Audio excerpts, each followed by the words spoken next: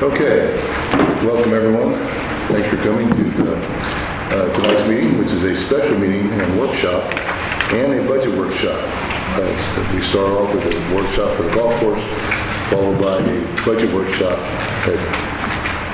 thereafter. So right now I call the meeting to order at 6:03, be the golf course workshop. So free discussion. If you wish to come closer, that's great too. Okay. All four of you can come and join, but that'd be whatever you feel comfortable doing. I'd envision, a friendly exchange of ideas and thoughts.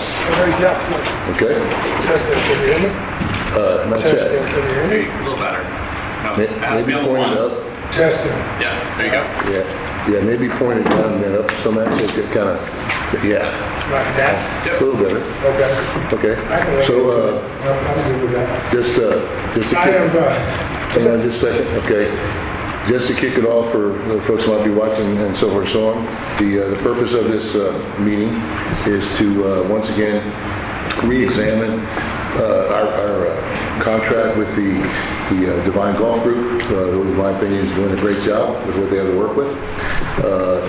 We want them to succeed as a panel, but at the same time, we have to answer to our taxpayers and on down the line. We have some things coming this year in the rest of the city that we also have to contend with. So we want to find a balance. We want to help you guys succeed, and at the same time, we have to answer on our end. and that's exactly what my notes are about. My name is Ron Richards. I'm with the Devine Golf Group. I do live in Devine, on Devine Drive. This was pulled off of Facebook in 2022, posted by a member of the City Council, and I thought it was really good. I wanted to read it. It's just one paragraph. It says, the golf course brings people to Devine. They spend money in our city, such as gas, food, and shopping. We have beautiful homes and families built around the course because of the course. If we were to shut the course down, everybody in the city, everyone in the city would be affected. Property values would drop, and the draw to bring other companies to Devine would dissipate. I just said that was posted on Facebook in 2022. Then I had notes that I ran by the four members, and they seemed to like what I had here, so I thought I'd just give you this, and then we can go over some other talking points. We are an LLC that formed to take over management of the golf course. The four of us are dedicated to the survival of the Devine Golf Course. We are nothing more than a management team managing city property. It sounds like the city, or some of the people from the city, want us to pay to manage that property. The golf course will never be a big profit center due to the fact that there's no HOA there. The HOA got squashed years ago when they, I think y'all know about that. So the city gets all the tax revenue now, and the course doesn't seem to get any part of that. The four partners should not have to just keep putting money into the course to keep it running. And two of the four of us are putting in 50 to 60 hours a week unpaid in manual labor keeping it running. I, this year alone, have put in $7,000 of my own money so far. Now, we saw some of you wanting some surveillance. We had surveillance on the course. I put up $400 worth of cameras that were on a monthly program. It cost me $130 every 3 months to be able to pull it up on the phone when there was a motion sensor went off or whatever. And the cameras were stolen out of the trees. They were put up there high with the long ladder. Got way up there. Both of them disappeared on the same night. So somebody stole the cameras. There's 60 houses on Jack Nicholas, if that is everybody to count, and there's 60. $5,000 a year, which I think is probably low in taxes for those houses. That's $300,000 a year received in taxes. Some of that should go toward that keep on the course. I know that you guys are trying to help out and everything, but if we walked away from the golf course, it would take the city 12 to 15 new employees at $12 an hour. That's about $4,300 a week plus benefits. We're looking at roughly $25,000 a month to run that course. That's what the city would have to pay, and that's not even considering the number of members that would drop, because it's happened before, and I promise you that would happen again. We also talked about trees being removed. Well, we need to, a lot of those trees need to be trimmed, and the dead ones need to be removed. We have several dead ones out there we need to take out. The car barn, the restaurant, the pro shop all need exterior painting. And sometime in the next 10 years, 19 of those greens are going to have to be replaced. And looking at prices, we figured on the low end, $50,000 a green to get those things replaced. Now, they don't have to be done at the same time, but that's the best scenario when you're doing that. Shut it down and redo greens and kick it back up. How many of them? 19 greens. There's a putting green and 18 holes. The last time it was done, the front 9 holes were done by the association. And of course, the raw material got brought in. That wasn't any part of the association's fault. But the raw material got brought in, the greens got redone, and it's taken how long now since we redid that? 15 years or so for the greens to come back. But we are getting compliments every day on how well the course is looking, how well the greens are rolling, and that's all, due to the fact that we do have a grass crew, but one of the partners is out there every day that he's in town working his butt off on that course. So at that, I'm gonna turn it over to Brian, and if you got any questions for us, just talk. Well, I think we can start off by addressing what you've mentioned already, okay, before we get too far into things. Okay, so we all agree that the golf course is nice to have, I'm sure. We all agree that it does enhance property tax values, okay? I will say I've done some digging. I spoke with John Ed Dixon yesterday and today. So not just Jack Nicklaus, all right, but West Malone, East Malone, and then Jack Nicklaus, okay? After homestead exemptions, after over 65 exemptions, and everything else, the property listed is $32,346,746 of taxable value, okay, which is approximately $179,000. Okay, so. Okay. Yeah, So, and I realized I was using the full tax amount, and the city didn't get the full tax amount. Some of it goes to Right. county, some of it goes to school. Right. Well, it didn't go to county, but it goes to school and everything else. I realized that. So Right. we're at 76. And really, we're not saying, hey, pay us that money. What we're saying is put it aside, hang on to it. So when we need some we help. don't have it to put aside, I can tell you that already. So it's just one of those things. Once again, as far as putting money aside in escrow and such for a golf course right now, we can plan for the future, but we can't come up and say, for example, by your request, 25% of taxable value of Jack Nicklaus. We cannot do that. Okay? The idea is okay, because let's say if we get into, obviously, as we get into our contracts, okay, once again, you know that I don't favor a 10-year contract. Okay, and of course, remember, in your contract, you do pay the city, okay, and you also pay for everything, period, okay, so that's in the existing contract, right, so we do want to find a place to meet where it works better for you and for us. Excuse me, I just want to ask, where does the golf course pay the city? Well, now that the stipulation for the clubhouse and everything has been, the list has been completed as far as from the previous contract, all right, and also in their contract, that certain things are done before they start rebating to the city. So under the current contract, they are to pay $1 per green fee back to the city and $2 per membership. I don't know, I read that thing a couple of times, I guess I've just never seen that, or I haven't seen any evidence. Correct, right? It's in the very beginning of Yeah. the contract, if I remember right. And again, it was in the contract, and it was Well, no? not to be paid Page three, until right. the city actually turned over a workable.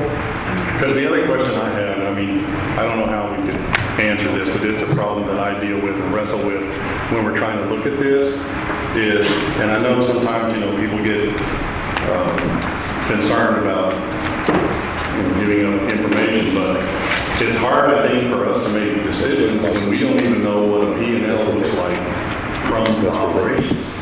It's like, I don't know how much is currently going to marketing. I don't know how much is taking for upkeep. I don't know how much it's taking for repairs. I don't know, we don't know what any of those numbers are, and it's very difficult to make decisions We realize that when we too. don't have a basis. I mean, to me, I would have to see some kind of P&L going like, where are we standing? And then you go, oh, wow, they're really not making any money. In fact, they're losing money. Yes. I mean, you understand what I'm saying? Yes, I do, and we realize the same thing, that the reports that you guys asked for are all gross sales reports. all revenue. So you get to see gross revenue, yes. Well, for instance, I don't, you know, But you never asked for I any. understand for some reason they entered into an agreement where the restaurant is subleased to the association. That's in both the last two contracts. Right, and I don't necessarily agree with that. It's a city property, the city has $500,000 in it, I mean, but it is what it is. Okay. But I don't know what that lease is. What, I mean, again, that would affect the P&L. You would see lease income, you know, sublease income on that P&L, then we'd go, oh, okay, well, you know, that accounts for that. But how much of that could they really set aside for maintenance on the building? It's, you know, all that is related. We did have our bookkeeper put together a spreadsheet, which we will be happy to let you look at. We're not going to give it to you because we don't want to just end up as public knowledge. It shouldn't be public knowledge. I'll probably go looking at it, but I don't want that thing put out on Facebook or. Well, again, it needs to be entrusted to the council because Sure. it's still, you're talking about like, and I realize, and I'm not anti-law. Okay, I might sound like I am right now, but I am not. I understand. Okay, it is a great asset. I But need it to is- interject. I mean, first of all, everything is presented during the meeting. Okay, it's public knowledge. I understand. Okay. I understand. Yeah. All right, and everything is presented to us, okay, 3 or more, right? First of all, you can't have a legal meeting, so it's, so Right. like I said, so you want to be careful there. It's almost the more transparent it is though. I mean, there's a lot of taxpayers that I think all of us hear from them on this subject. And I know I've heard enough until it's over my head, you know, and I heard it before I was on this council. And I realize you're a different group. And, you know, that's why, I mean, I want you to win. I want you guys to be successful. We want to be successful. But at the same time, it's very difficult to make some of these decisions. How much does the city support? How much do they not support without any information? Sure. I don't know how that's possible. You're flying in the dark. I mean, that's my concern. I don't know what everybody else is. Did you say $7 or $70,000 first line this year? Personally, I put in 7,000 this year. Okay. So, and I can speak for the rest of them because nobody puts any more in than the other person. So that's what we've had to put in to keep it afloat. And I know there were some things out there on social media that we were making all this money. I didn't say that is a flat So- lie. so you're- You're up against a lot of trust issues because, you know, looking at papers, Sure. words I heard, there were some a lot of inconsistencies. So with the last group, so I know Right. some folks have that. Yeah. Yeah, so you got, your LLC is not paying you at all. I'm sorry. Y'all have an LLC, correct? Right. All right, and you're not getting paid from the LLC. No. Okay.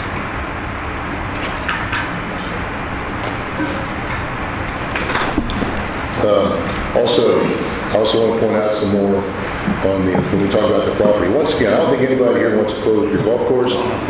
Okay, you hinted at some things in there. Okay, so we don't want to go that way. All right, okay. We are trying to work together.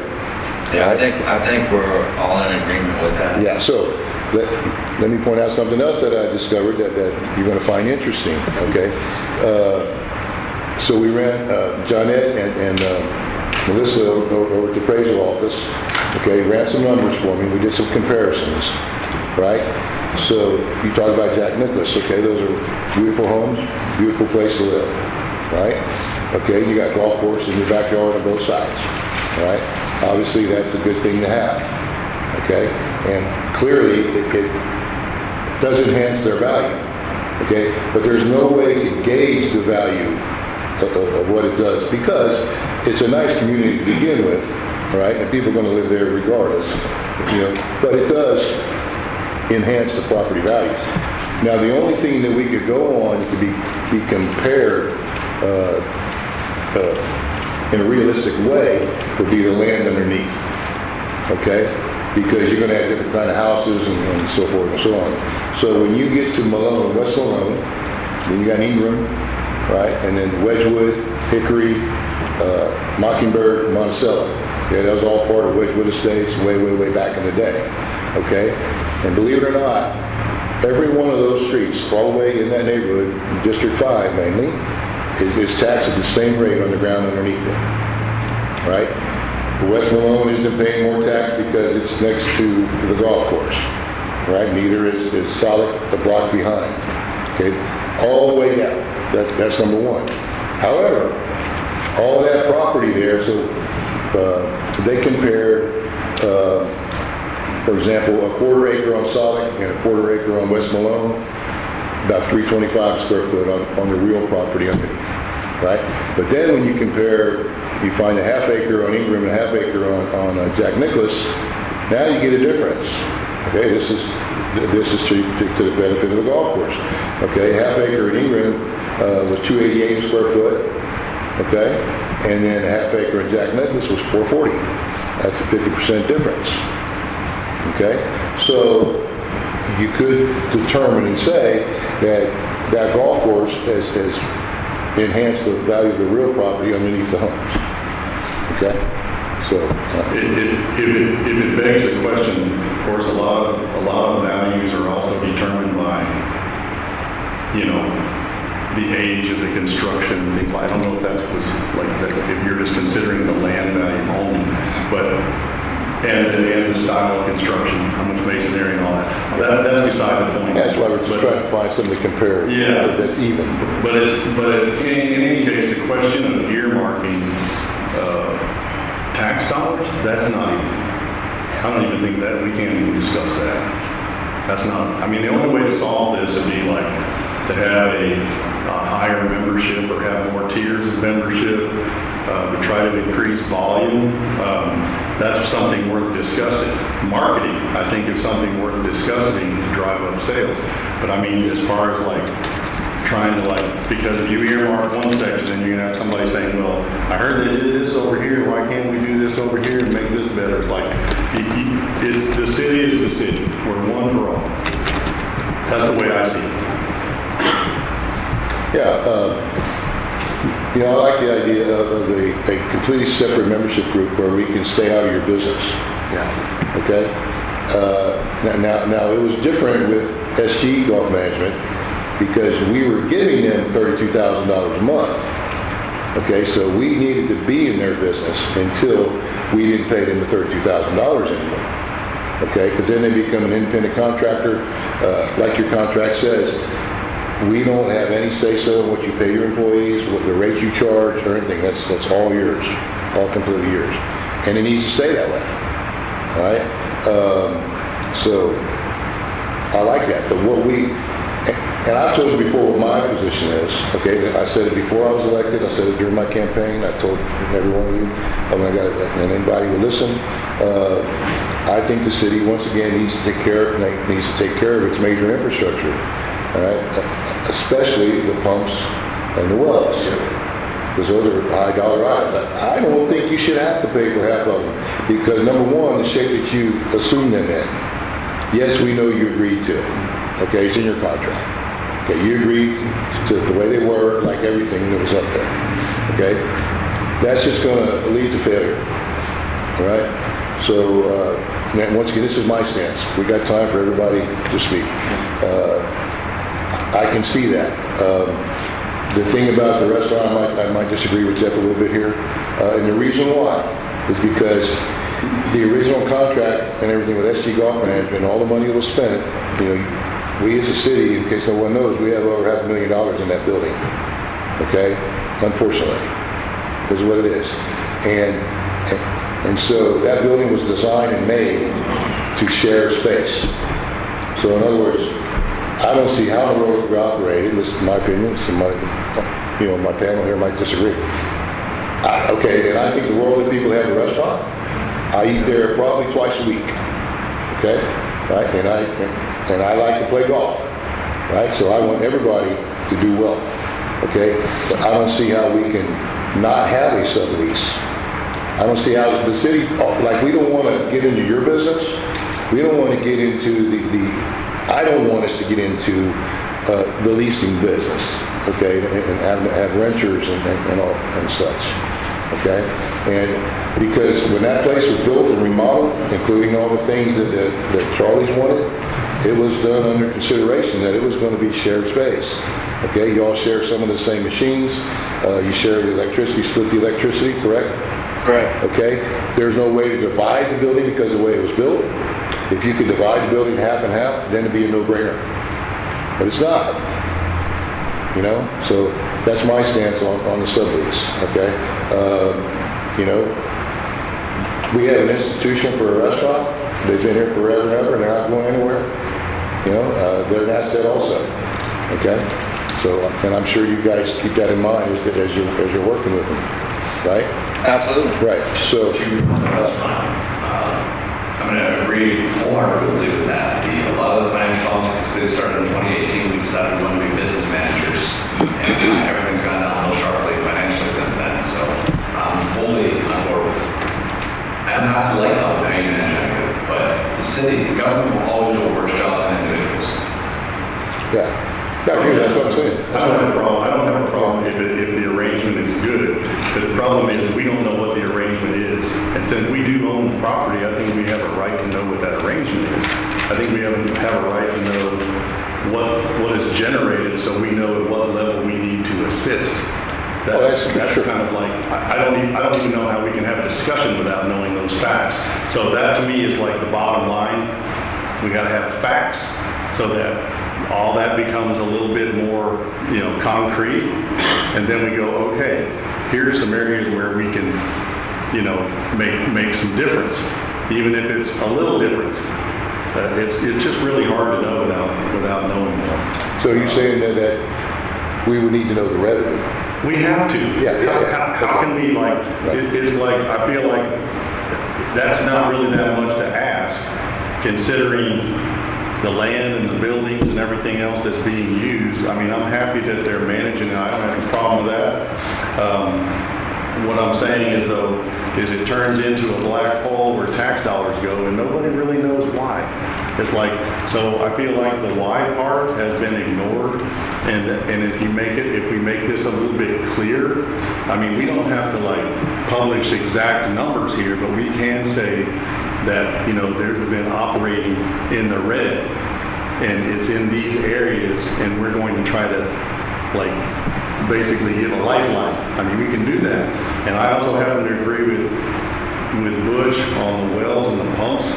That's part of the infrastructure, and it's just like we've learned with these water towers and the pumps and everything, they need to be maintained. They need to be regularly maintained and not ever let to get in that condition again, period. That to me is like, that's a really easy one. Just like that pump house. If we need to do a pump house, you know, contribute some to do that, I don't have a problem with that, because that's part of that infrastructure. Right. You know, can we reseal a parking lot? Not until I get some streets done over here in my district. I'm not going to be in favor of that. And I mean, it's like how to get on the list. Jeff and Bush's point there, how can we come up with a more creative way to, for you folks to share your, you know, that is a 100% valid point. At the same time, I understand anything that touches this table, the newspaper post or any member of council can request and share on Facebook. It may not be good etiquette, but they can do that. So we do have to be in the middle of it. This is going to be a problem you run into for as long as you're receiving any taxpayer money. You could be an entrepreneur and $70+ hours per week. And at some point you get into a private business and then you're driving Mercedes saying, and all your employees in the city saying, hey, why are you doing that? Well, we're really freaking hard to earn it. But because you're receiving taxpayer money, that's, we don't know how an easy way to say, screw you, I've worked my face off for a decade for this. So we have to find something in the middle here so we can roll those papers in 10 years and say, they put in all this time, all this loss for this many years. Yes, at this point, now you deserve to reap some of the money through profits, but how we get there, some creativity. Are you hearing the concerns? Absolutely hearing the concerns. So we started in 2022. And in 2022, I mean, it's been printed all over Facebook. Everybody, the Devine Golf Course is taking this from the city, that from the city, this and that. And I'm gonna give you the facts right now, on facts. So in 2022, the city gave Devine Golf Group $6,500. That's all we got from the city. To you. To you in To 2022. split part of the bills for the pumps and stuff. That's all we got. Okay. In 2023, we didn't get anything from the city, $0. We didn't give you any invoices to split, and there's no other money we got from the city. In 2024, so far, I believe what is being split is the city's part is $15,000 roughly. So it's not a lot of money. Everybody's, like I said, it's outside of this room where everything's been talked about. Devine Golf Group's taking this and taking this. Oh, I agree. And I agree. right now, the fact is, we've taken $21,500. That's the Right, and part of that is the public was getting beaten down by hearing about the 32,000 a month. Absolutely, And right. I don't, So- when did it end? It ended in Big part of 20. that was not, better not When did it say. end? Because I feel like that should be better publicized. It ended in end of February 2022. Okay, so, So- and then that fact needs to come out in this And it- story, right. because that's part of the story. Right, so that's the story is, in 2020, when SG Management had it, the city gave that company $390,000.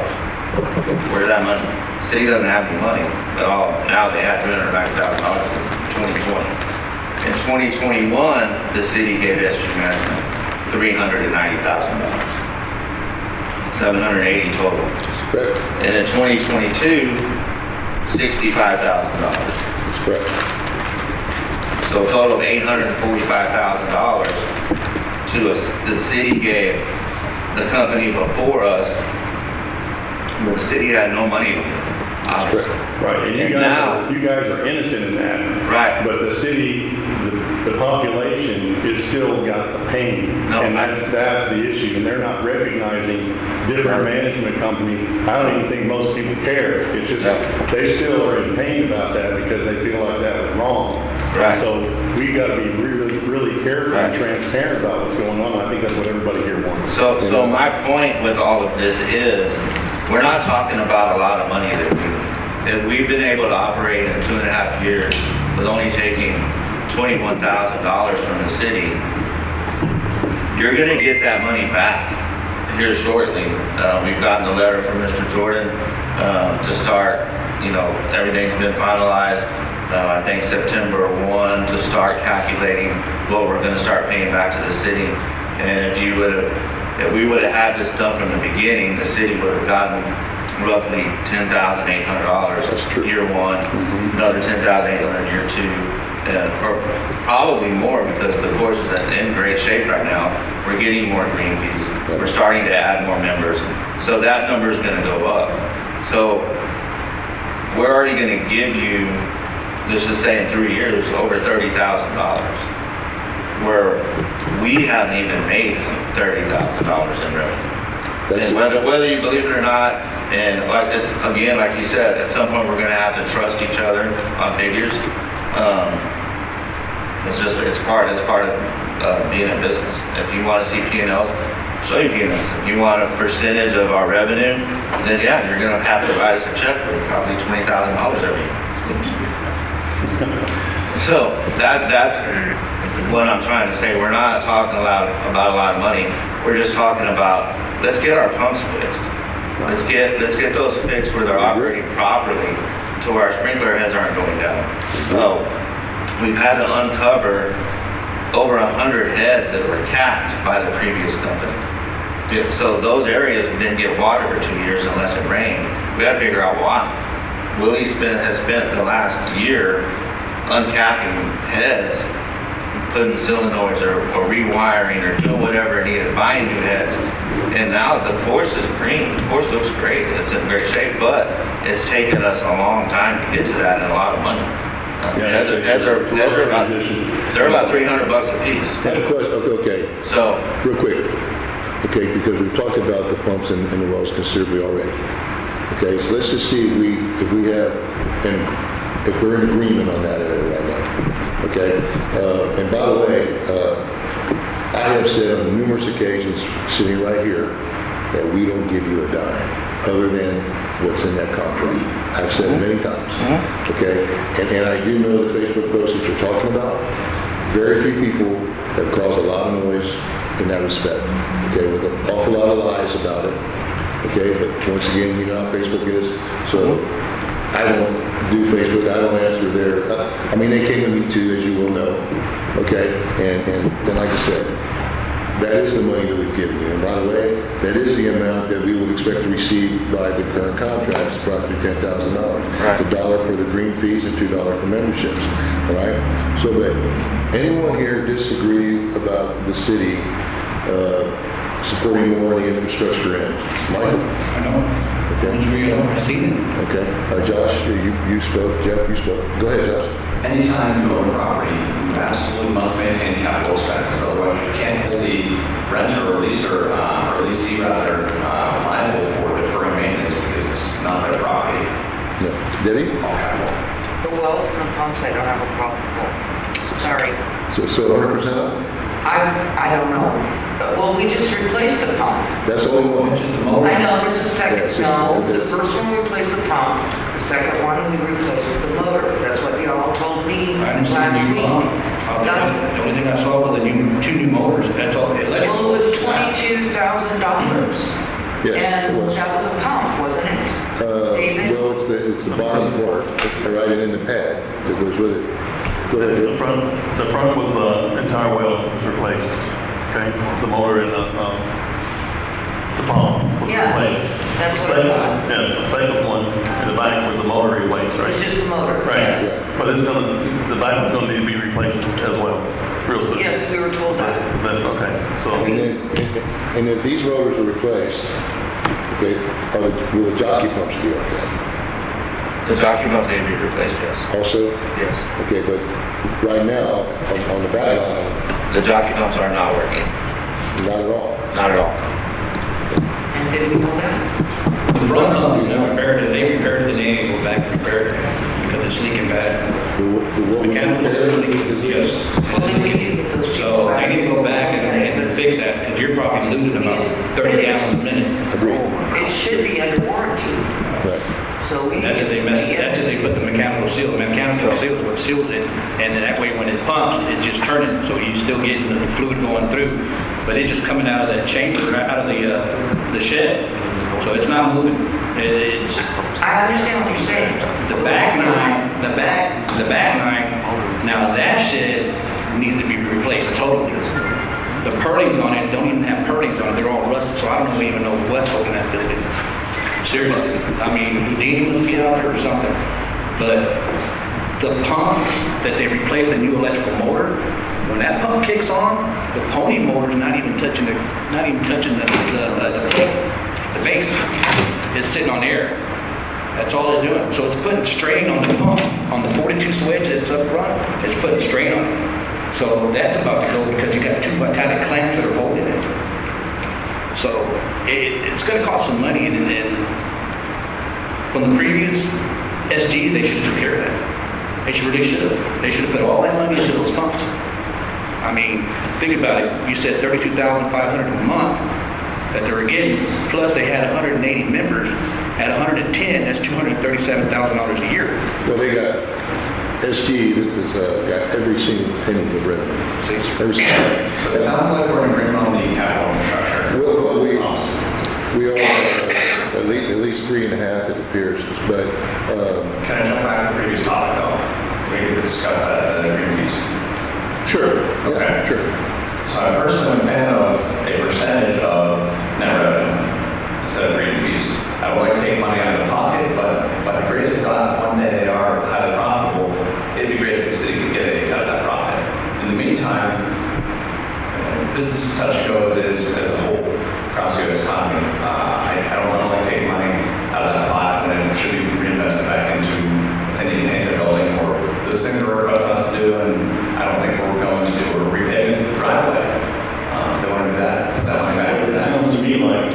if we take the green fees and the amount of those green fees, it will provide what the city needs to contribute to the maintenance. Pretty much. The maintenance Maybe of not. the house. Yeah, so, I mean, I'm in They favor. were replaced. Yeah, so I mean, to me, I like it because it's at least, if it zeroes out, that's great. You know, right? It's almost a savings plan of like putting that back with the city and then letting the city like help with those correct. repairs on those things. So are you still amenable to the current dollar green fee, $2 membership rebate? Repeat that? Are you still open to the existing rebate to come back to the city? $1 per green fee and $2 I per mean, member? that's in our contract, and we're gonna Well, once stand by again, it. okay, well, we're thinking about redoing this contract. Okay, so that being said, okay, I personally, number one, that would give us revenue. We can answer to the taxpayers, hey, it's taking care of itself, we're gonna put it back in. We would be the stewards of that money, okay, which is even better, okay? And then obviously, the wish list that you presented to us can't be done in 1 year, in one budget season. I'm sure you agree with that. Correct. For example, the parking lot, we can fix the pothole, but we can't resurface it just yet, right? Well, I know back in 2018 when the city had it, this was right before SD, we looked at that, when they were deciding to do the clubhouse. We had, I don't even know the name of the company. They came out to give us a quote on that parking lot. It was $80,000 to surface it, because it's all rocks and dirt now. So 80,000 then, I have no clue what it would cost today. Probably 150. Well, it's probably, yeah, double. I mean, everything else is double. Well, that's part of my suggestion of like maybe raising some membership fees because I like sales taxes because the people who use it and buy it and consume it are the ones paying for it. And it's kind of like, that's what a membership fee is too. If you're a heavy user, you know, you get unlimited whatever, then you gotta pony up this much. And if you're, you know, I've seen several examples of those. And I mean, it does make sense. And I don't know what model you're using, but I mean, it may be time to look at some of that if you're facing like some big costs. We've actually gone up, our green fees have actually gone up, and we're still the lowest in South Texas. And we did do I think we went up 15% or something. I don't know the exact figure, but then as far as membership dues, we gave, so that was one of our incentives is if you drop and come back, then yeah, you're gonna pay the new rate with an initiation fee. So to give our current members, incentive to, what happens a lot is when it gets November, December, January, February, they drop. Because that's something they don't want to pay, they can't afford to pay, their bills are not paying off anymore. It's cold, What if you it's injure your wet, daughter? so they drop. Excuse me? You don't hurt my back. Well, I know sometimes that's why they have a higher initiation. Right.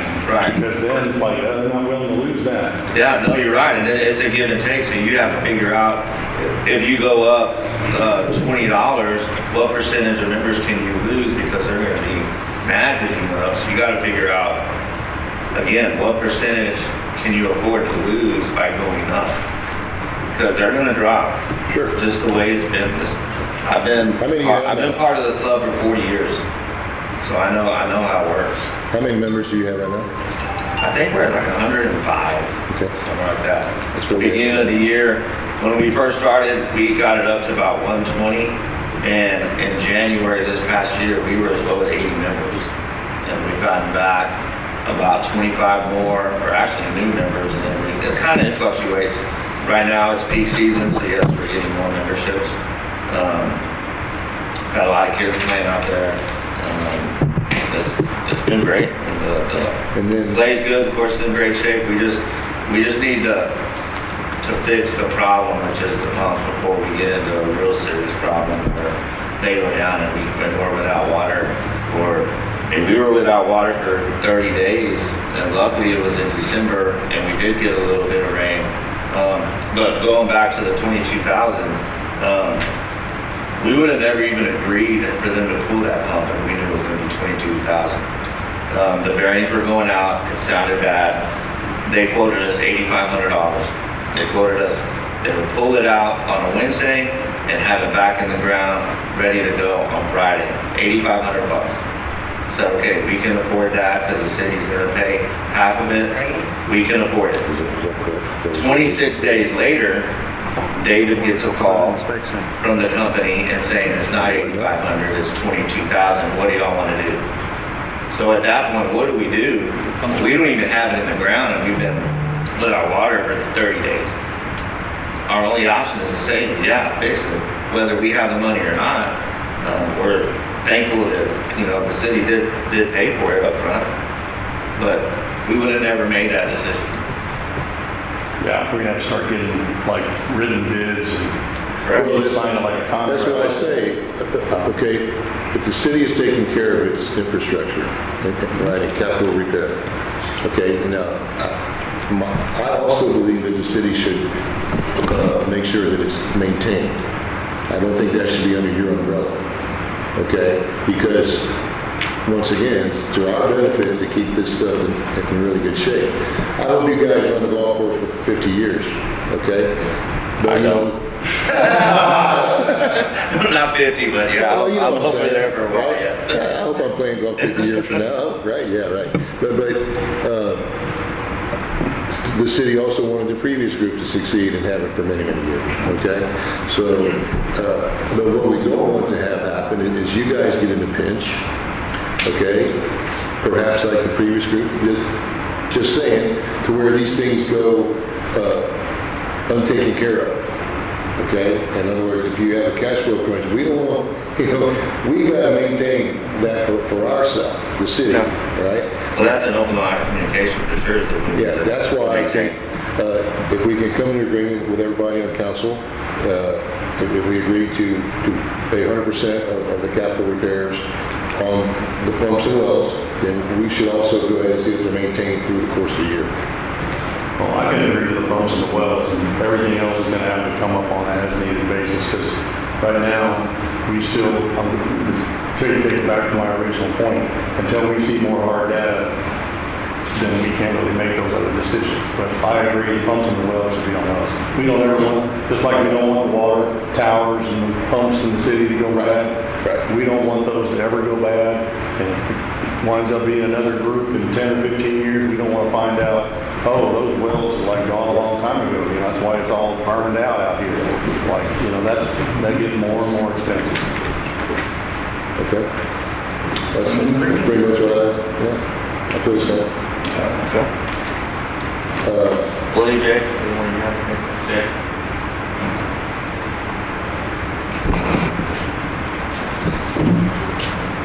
I think this is all a great conversation, and I think this is, definitely a step forward for what the city council and our group is looking for. Just maybe a little bit more stability with the managing of the company. And I know there is, we're preserving history. There's a lot of people that move through this course over time, and it's a great city asset. And the tournaments that are being held here, the clubs, the events, just to try to unite the community a little bit. I mean, even if they don't want to come out, the option's always there. These guys are always putting in hard work to hold these events for the community, the charities and stuff that come out, all benefit the mind, the community, and the kids, the youth. And another thing, the tournaments that are being held, they're a lot of work, and a lot of that money is used for course maintenance and some of the people that do come up here as far as companies and they hold their golf tournaments, they make a considerable amount off the donations from other companies and stuff, and that is useful for the golf course and useful for their programs that they're giving money back to, and everything that I've heard tonight is a step in the right direction. I think it'd be pretty easy to get you guys a profit and loss to be able to break down exactly where the help may be needed and what you guys can offer overall. Or just a happy medium place to where we want this thing to be successful. And we want this for the community. And it's been a lot of hard work. I know these guys have, each one of them has put in a lot of time and sacrifice. And we're happy to do that. We're happy to, step in at the time that it was needed for the community and the golf course to keep it where it's at, and it keeps progressing as far as course goes. Another thing is the Castroville Alsatian Golf Course was struggling for a long time too. They didn't have any support.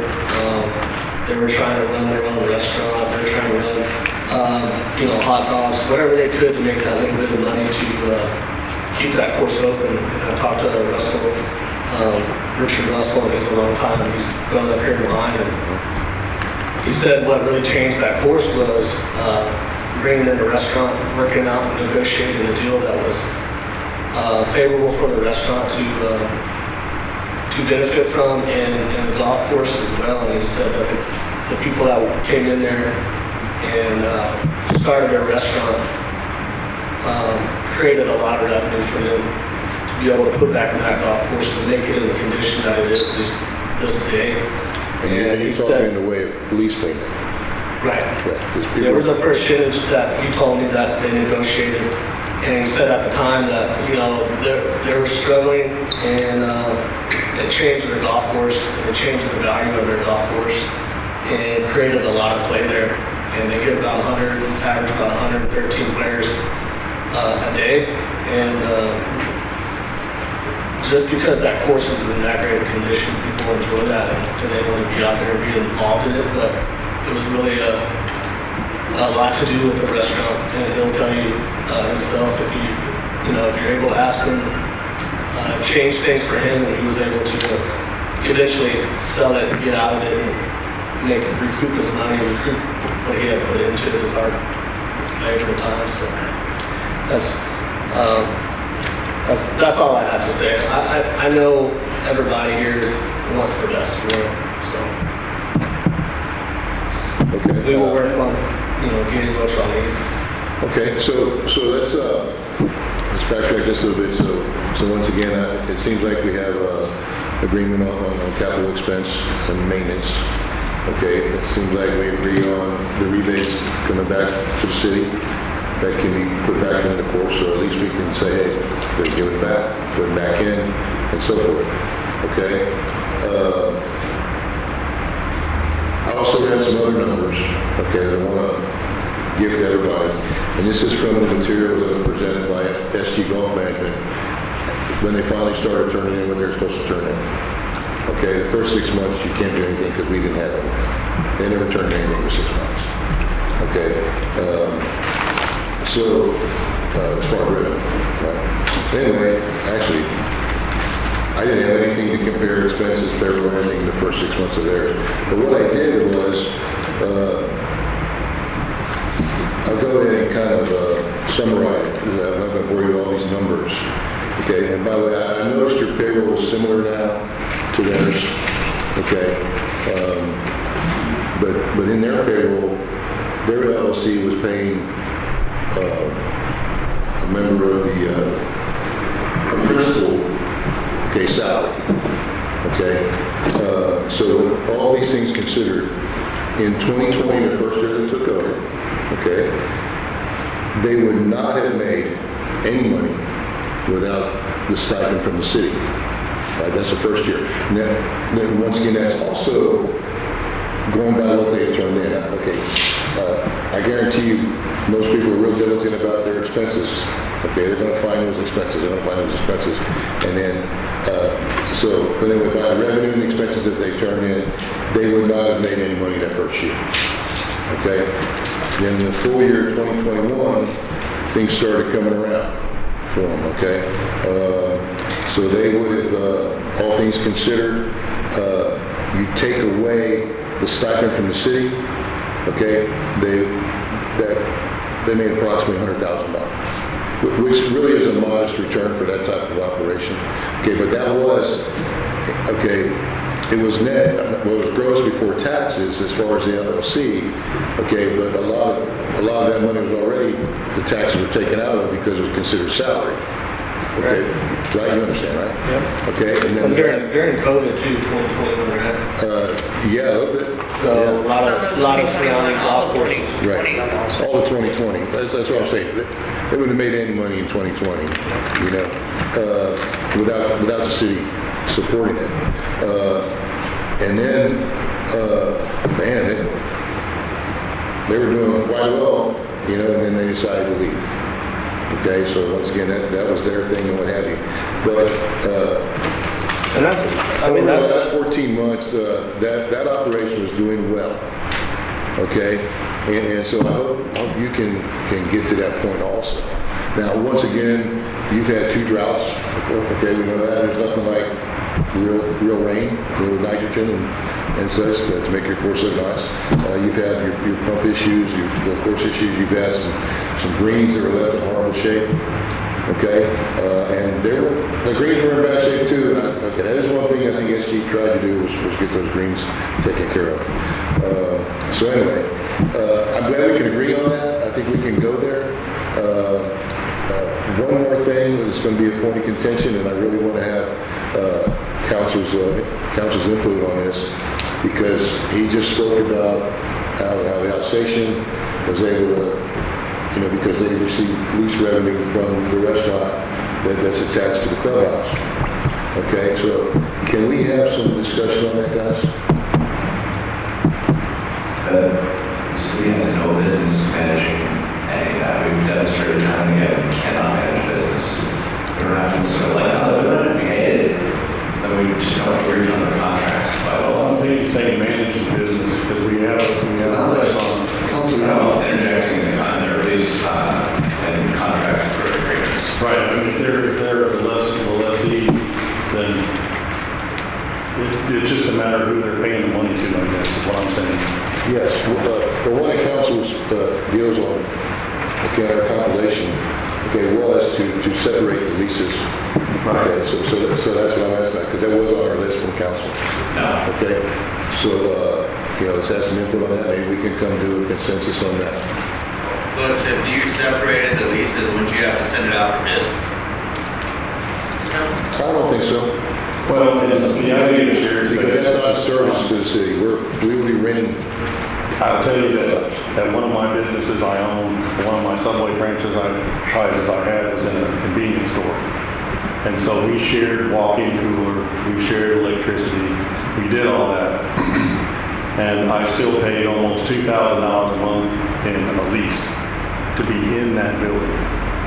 So, and I'm not asking what the lease is for, but obviously that lease money went to the owner of the building.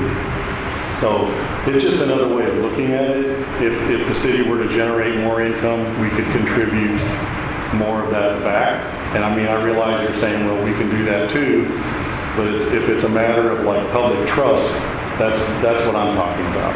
It just changing, you know, the situation. I think you run into a problem with that is just because, you know, we have to be on a working basis as far as all 3 of us to be able to say, well, we need you to open. The golf course is pretty much 360 days out of the year. And so some people want to get in there and they want to, well, I want to work 5 days at a restaurant. I mean, does it, you know, And that can be part of the terms. I mean, I'm not saying I'm radically in favor of one or the other. That could be part of the terms. If you're gonna lease this restaurant, it has to be a minimum of these hours. Certainly. So, you know what I'm saying? Yeah, absolutely. I think, you know, that's just, And I don't think we're gonna need to change the restaurant. The restaurant's actually very well liked as it is, so. right, correct. So, Josh? We should have asked no part in how they end. If they fail, they fail. If they succeed, they succeed. We just need to get out of the way of free market. Michael? Yeah, just give it up. I mean, if we take over it, I mean, I don't think it's right that, you know, I don't know what the rent is or anything, what they pay, but they would have to pay us. Correct. But what if somebody else wanted to come in and say, hey, why don't you give me the opportunity to put a restaurant in there? What do you do there? I mean, I don't want no part of it, so that's why I'd rather let them stick to it and wait till 5 years when the contract's up, you know, and to let them decide what they want to do. Okay. I mean, they don't even know we're going to fix the pumps or not. This is just we're working on it. Right. I want to, but if we don't agree with anything, they can say, you know, we'll stick to our contract. And they can build in 5 years, then we're gonna have to take over, and we're gonna have to fix everything. Right. Because I guarantee you, anybody who wants to come to go to bid for that golf course, they ain't gonna take those pumps like this. There's no way. Exactly. You know, David? it's just been made in the past. Yeah. David? Well, on the restaurant side of it all, it was 2022,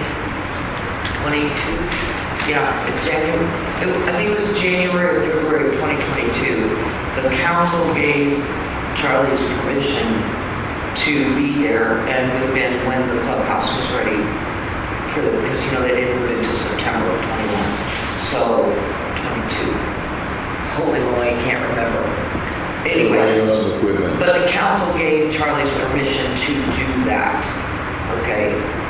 The other thing is, the reason that, you might as well know it was my idea for the restaurant to pay the city, mainly because of the rumblings of what's going on. And, Just who the money goes to, that's all. you know, you still, I'm not telling you how to run your business, don't want to, don't care, but you have to be a good leaseor to your leasee. I mean, it's both. You have to be nice to them, and they have to be nice to you. Absolutely. You know, and take care of each other. And we agree. Because, trust me, we hear it. So, that's why I thought, well, maybe if the city just took it and took the lease of just the restaurant, not the I don't think clubhouse. that helps. It's not gonna help. You just said you have to be nice. They have to be nice. I don't think the city taking over it helps that.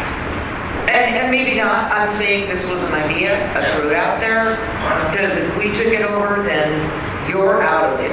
Like, then you don't have to say, Well, we're not out of it. blah, blah, blah, We're not blah. out of it. It's still shared space. It is shared space. So it's still- I get what you're saying. I threw it out there as a suggestion.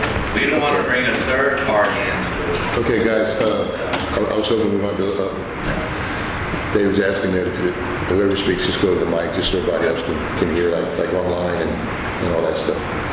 So, okay, so, if I remember correctly, with SG Golf Management, I know that Missy, and we're from the very get-go. Yes. Right, so, and it also had a bearing on the equipment that was purchased and what have you.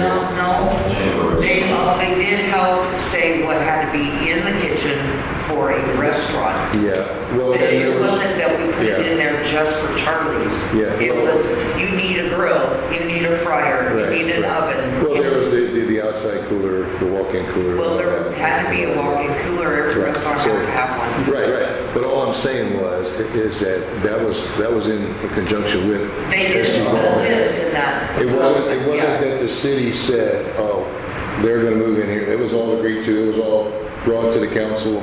I mean, I remember well. But Okay, council yeah. themselves did tell Charlie's, because SG was moving out, or, you know, terminated their lease. So Charlie came in, Jerry asked permission, can we still be here? Like, if you got no, because SG hadn't come, I'm sorry, DGG hadn't come forward yet. Well, they actually came forward that same night. But, you know, there was nothing else on the table for another management company. So Jerry came and said, hey, can we still be here? And the council that night said yes. So it wasn't that we did the kitchen just for them. It wasn't that, Oh, no, I you know, understand. that whole thing, because that's out there too with the rumor mill. But we did say they can be there. That's all I'm saying on that. Fair enough. Okay, so, that's obviously gonna be a point of contention. So, I hope we can, And capital structure. So I am adamantly opposed to paying for any more changes to this building. We're just going to change over during construction, and the additional ice machine was going to require extra ventilation fans and air conditioners. Once we sign this contract, it's yours. You can put in a whole day point mine operation if you want. We're not paying for another air conditioner, any more vent fans, or anything like that. Do whatever you want, but don't damage our property and don't make us add more infrastructure to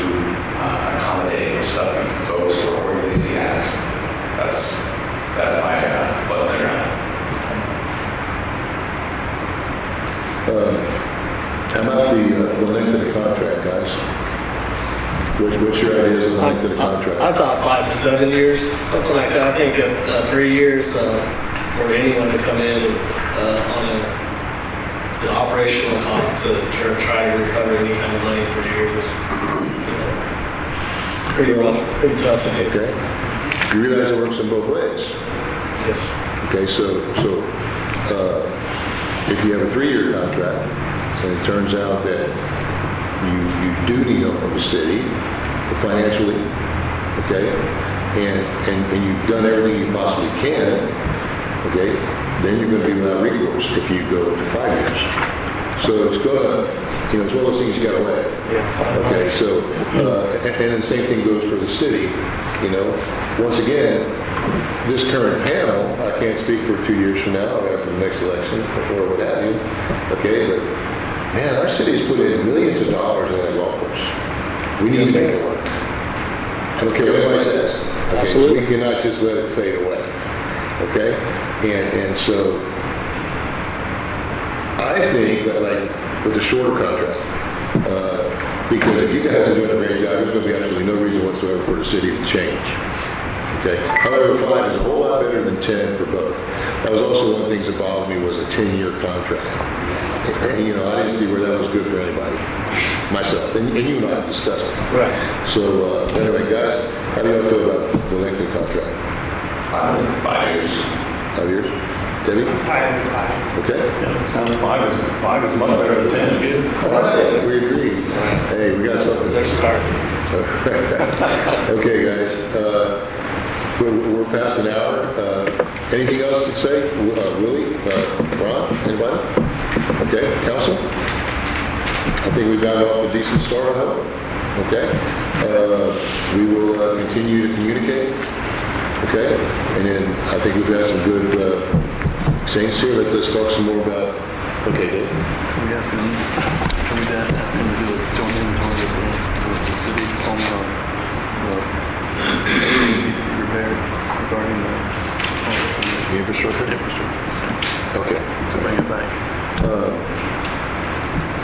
David was also asking if perhaps we can do a joint inventory, examination of the pumps, the jockey pump, the motors, the wells, to see exactly where we're at. Absolutely. Okay? Walk the course. Drive the course. I've been there, done that. Driving it. And by the way, the nature of my business, okay, plus my friends, well, as you know, I haven't played many, many months. All right, but that's neither here nor there, but the course does look great. And I've heard many, many compliments about it. Okay, so that part's going well. It's going great. Okay, so like you know, I know if you don't have a good product, it doesn't matter what you do. So, but anyway, I think you're doing a good job. Let's just hire all this other stuff out, and get it going. But I think we made some headway so far. Yes, sir. Yes, ma'am. Go ahead. So we're gonna go do the joint, I think that's a great idea. That way the city knows too. We never really want, because you all know what's wrong, but they may not know what's wrong. So I'm glad that you would do that, do a joint, go over, this needs to be replaced, or this needs to be renovated, whatever needs to be done. But I would ask that you go get proposals, how much is this all gonna cost? Because we can't put an imaginary number down into the budget. I personally don't want an imaginary number in the budget. I'd rather, if you know it's gonna be $25,000 for that back nine, I'd rather you put that in the budget than, I think it'll be around 20, and then we're over budget by 5. You see what I'm saying? We already know that we have an issue with some of those pumps and wells, and we've already had a little experience in that, so maybe we can add enough to that budget. Right now, there's to take care of 18. that. We only have 18 in for the both pump and well. That's why I'm asking, can you get a, No, there's more. 20. oh, 20, I'm sorry. It's 18 that's in the budget, and there's 20 in Because the, you're projecting half. we were, yes. Yeah, half. Put in the budget. Right. So, okay. just walk through. Personally, I would really see this like you're leasing the property. Picture there's a whole wall out, we need to know there's a whole wall out. If there's an improperly attached urinal, I would know that. Because if something's damaged, if a urinal falls off the wall, I would know what we're paying for it. Well, was this something? That's not, Somebody fall into this? I think they were going for pumps and wells. yeah, we're We're not just doing talking property, we're doing pumps and wells, right? just wells and pumps. Yeah. So we've already done the most. All that as a punch list has already been done and said. Some breaks the property, you need to maintain it. Okay, that's, they're getting, what we're talking about right now is pumps and wells, Big stuff. the big stuff, the infrastructure. You're You want to start that all over again. I think the most expensive part's probably gonna be that VSD that controls everything. It's a meter, it's a big electrical panel that controls when the pumps go on and when they go off. It's got a timer on it. And that VSD I don't even know what's holding it up, like I said. I went out there, I took pictures and I brought a video. I just can't upload them and show everybody. But I think what we need to do is show the citizens, hey, this is where this money's going, this is where it has to go. So Well, they we need a proposal though. I mean, we need a quote. How much does that cost? You can't just say, well, we're gonna replace it without a cost for a budget. Sure. That's all I'm asking. The good thing is, Give yeah. freaking quote. Right, Josh, you have a good point too. But I agree with you, if we can do that walkthrough fairly soon, because we have to finish budget.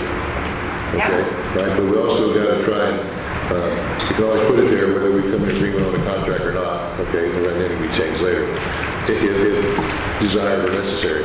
So I think it's a great idea, let's find out what the cost is gonna be, and before we do anything else, you're right, we gotta know how much all this is gonna cost. It sounds great in theory, okay, but then again, you know, but to me, that is the most important thing that has to be done up there. And so, but great idea, we'll do an inventory, we'll check it all out, we'll try and get prices, and so forth, just to get a ballpark idea, and very soon. Very soon. Bring it back to the 17th meeting next week. Okay, we can bring it back, okay. Am I available before the end of the week? So, before the end of the week? Yes. Okay. Before Friday. So before the end of the week, David says he should be able to have somebody go up there with him. Okay, and if not, whomever, okay? And then also, we got a week before our regular monthly meeting. I'm just trying to have some progress. We'll make an agenda item, but it won't be for an hour and 10 minutes. Okay? All right, everybody good? All right. Okay, thanks for coming, guys. Thank you. Is this the next meeting? This is a week from today. No, the one tonight. No. Next. I don't hear what he asked. It's a budget. Okay, we'll take a short break. That's the end of the golf course budget workshop at 7:11. Take a short break.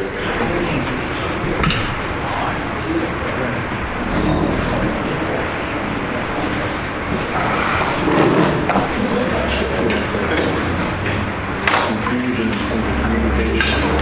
We're all saying the same thing, it's not, you know, I'm sure you said, does that make sense?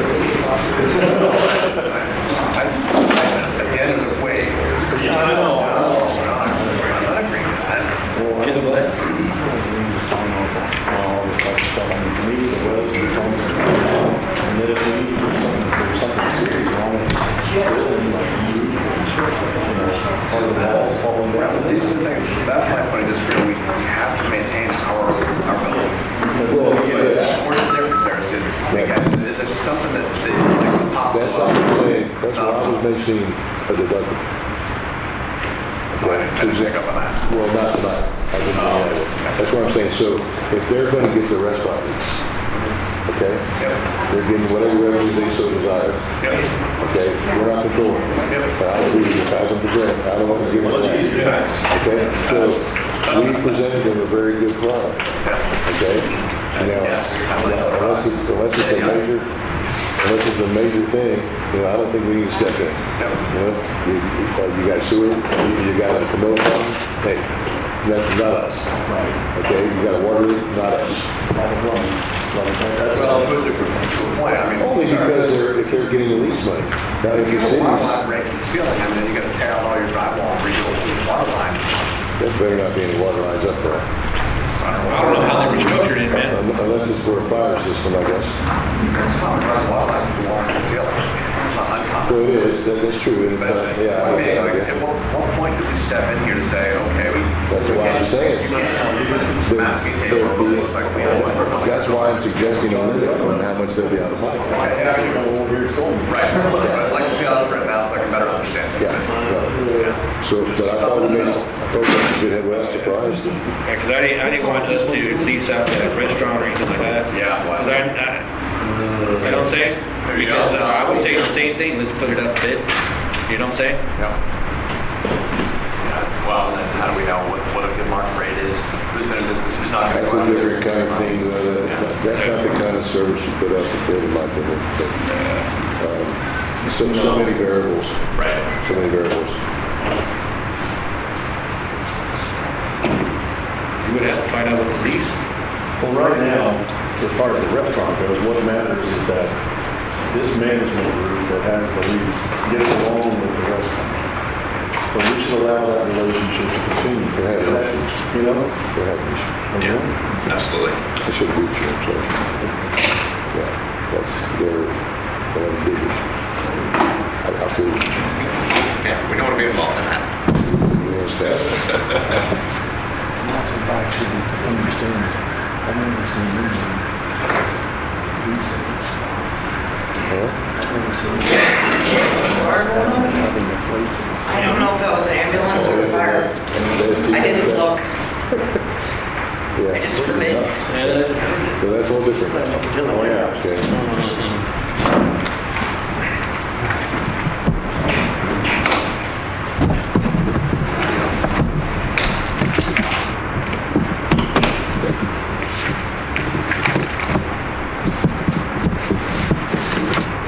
That's why I was saying. So if I multiply this number, It's hard to make decisions. 55 cents, you know what that's costing us?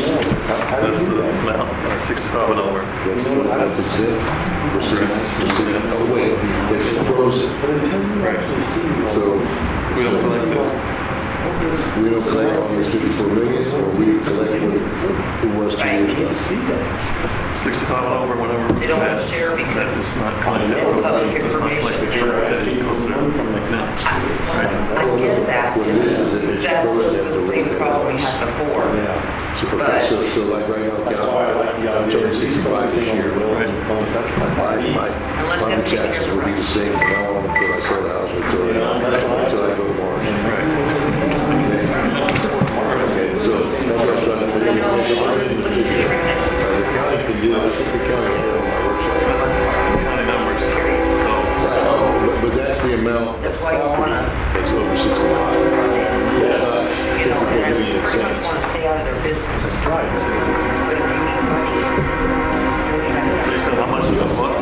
From, I want to know what it costs us net to do that. In other words, basically. so let's say they took 65 at 49 cents, okay. that property still doesn't be 49 cents. Not trying places again. Actually, it's not just 49 cents, David, it's frozen no matter what the appraisal is.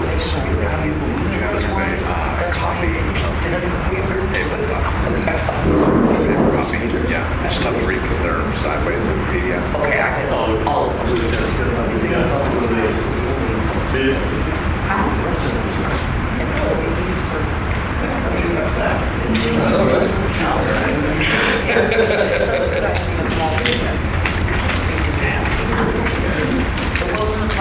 I was trying to send you all the videos. It's taking care of the market. No, you can't. That's on, it's on an HOA. So. Brad. HOAs are Josh's favorite. These are just small versions. True that. Yeah, the only time I was in a real, an HOA was a pain, and that was when I was, had a house in League City. I was down there in that area. I forget, like, I had my water hose out, watering something, the landscaping or something in front. I mean, we had this issue, it's like, well, why did that? Well, I was watching the car, I looked at it, I couldn't do it, for 2 hours, and I couldn't do it. Oh, yeah. The garden hose left laying across the driveway, it was really, we work 5 or 6 days and blah, blah, blah, blah, blah. But on my neighbor, he complains, I'm like, you have like, so you're in the middle of the top of the back of your chimney, you know, and they look up there, and they look really good, they're green up there, it's like, it's gonna go like a tropical storm house, and I got some home in my chimney, like, give me a break, man. But I mean, they're I know. militant. When I was in high school, I went through the time, it was awful. It was awful. Yeah. We went to put up a basketball hoop. Oh, That's like this. that's always contentious. And oh my God, we would probably ask them, you know, to put a crater in the middle of the street. The same neighborhood, we asked that very same thing. Son loved to play basketball, and I always had him around the other house. But no, you can have a affordable one, full of sand, and it'll be okay, so every time it gets to be a windstorm or something, it's gonna blow over. It does. It will. 100%. Those don't work. Right. We did that, it was like, I could have gone down to the academy or somewhere and got a really nice in-ground. It would have been a lot better looking than sitting out there. Oh, yeah, I totally agree with you. I mean, it's those kinds of things. I personally live in nature. I won't do it again. And I didn't have to pay for the house, I was a teenager. Like, you know, Yeah, but you still live I there. remember it, so. Like, Please know the book for house. How much money is it? It's very clear, no HOA. No high water, no cargo She doesn't fully understand the implications, which is, I don't know, storage farm, right? It doesn't an HOA over my farm. I guess that's probably This is you took your trash can out 5 minutes after it's been picked up. Oh, you have committed a sin. Tires off the driveway. Oh, yeah, you're done. You're Yeah, done. they were building a house on empty lot, and we kept getting letters for unattended vehicles parked in front of our property. Like, dude, it's the construction workers. Right. I'm out here during the day, like, we put cones out there, like, you know. Oh, yeah. I mean, there are some really horror stories. And what makes me mad is the, 65 last year. I'm sorry. they're building. Because they have nothing better to do, I swear. No, I'm talking about the ones that just shut down the road. Oh, yes, they do. The stories of people like in Houston getting their cones taken. Yes. You know, I mean, it's really frightening. Yeah. You know, my mom, God rest her soul, but if she'd have been in a situation like that, I'd have been like down there in war. I mean, that's like, you gotta be kidding me, your house is paid for, you know, these stories, that you have these little ladies that be like 80-something years old, and their homes are taken away, like, for like, you know, $8,000 in back HOA dues and something Well, not happened. just the dudes, the fines, people. The fines, They had purple flowers and not red flowers. I swear some of them were that bad. I know. And, Oh, yeah, we would try to paint. oh, yeah. An interior wall. Oh, Different kind of curtain.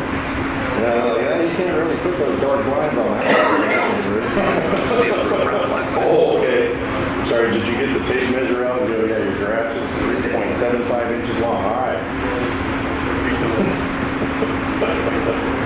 it's crazy. It is crazy. It's just, I don't understand why people, well, number one, we want to live in that. And tell you when you can do things. We don't have a choice one time. We call the older raised HOA because we're starting to really get more. They just buy the house. They're very It's like any market with No, I understand what you're saying. It's the purpose of PCS too, that we had options of our HOAs. Or they were shitty, but those shitty. See, I was worried. I was at one of the houses on Well, I think it Maybe it should be. They should. I can't say that. Right. That's not. And if you look at the rebate money in this way, Right. you pay repairs and things, then it comes up. Good. I still think it should be 2 years. I still think it should be 2 years. Oh, no. 3 years. You can also then go back to the renegotiated contract. It's like, that's the part they're not seeing. Right. Yeah. So, Okay, is everybody good? Yep. Peter, we ready? Okay. All right. At this time, we'll open up the special meeting / budget workshop. My time 7:23. Okay. Agenda item number 2, consider alcohol award the bid for our street project. We also have a gentleman here to speak with us. David, take over, please. This is building priority, the council will go through the street priority listing. So we got the listing and then we went out for bids for the property, and JR did the bidding, did the announcement, we had the results. We have the bid opening on August 23rd. Make sure you give me the mic, please. Okay. We had, Probably pull it down to you and then up a little bit. Okay, now tilt it up. Yeah.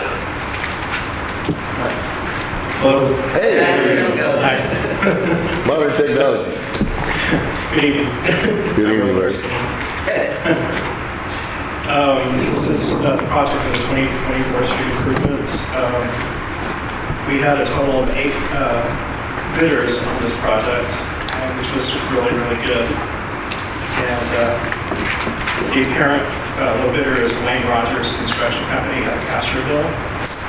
I asked them to send me some references, and I got those, and I called the references, and everybody spoke very, very highly of this construction company, and said that this is somebody that you probably want to have work for you for many years to come.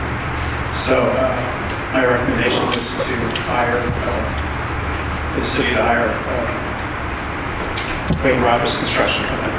And they were also the low bid. Yes, So low bid with outstanding references. it's outstanding references. Okay. Did you speak to them or did they? The email here is coming from the company. Right, they sent me the references, and then I opened the email in a Word document, and then underneath it, in the red is mine. When I call them, I wrote right down there, they said. Okay, thank you. Yeah, so that's kind of what they said. Okay. And What was this bid for? our street project? Paving? No, how much was Oh, the bid for? Yeah. The low bid was $496,070.94. I'm sorry, I didn't open that. Well, I opened it, but I don't have it open. Yeah. All I have is the land. And that's for doing McAnnealy, North Bright, South Bright, Live Oak streets. The list that council agreed to. Yes. Okay. I certainly don't have any problem with this. A lot of those that I almost never even. Okay. I'll make a motion that we accept the proposal and the bid from Wayne, and that's what's their full name? Wayne Rogers Wayne Construction. Rogers. And that we go ahead and proceed with the street project. Okay, we have a motion from Jeff to accept and award the bid to Wayne Rogers Construction Company for our street project that was agreed to by council previously. I'll second. Okay, second by Michael. All in favor? I had a question. Oh, okay, go right ahead, please. I'm sorry. When can they do it? Like right away? Because we're running out of time for the season. Right. When can they start? Gentleman right there in the Well, audience. We have to put the contract specifications together, they have to get all the bonding paper, put it all together about 3 weeks, and then we'll have our pre-construction conference at that time, Oh, and boy. have them sign the contract get started. Okay. In about three weeks, I'd say. We're starting to get into our. Sir, do you wish to speak since you're here? I hate to see you waste your trip over. Right over there. Yes, sir, you need to.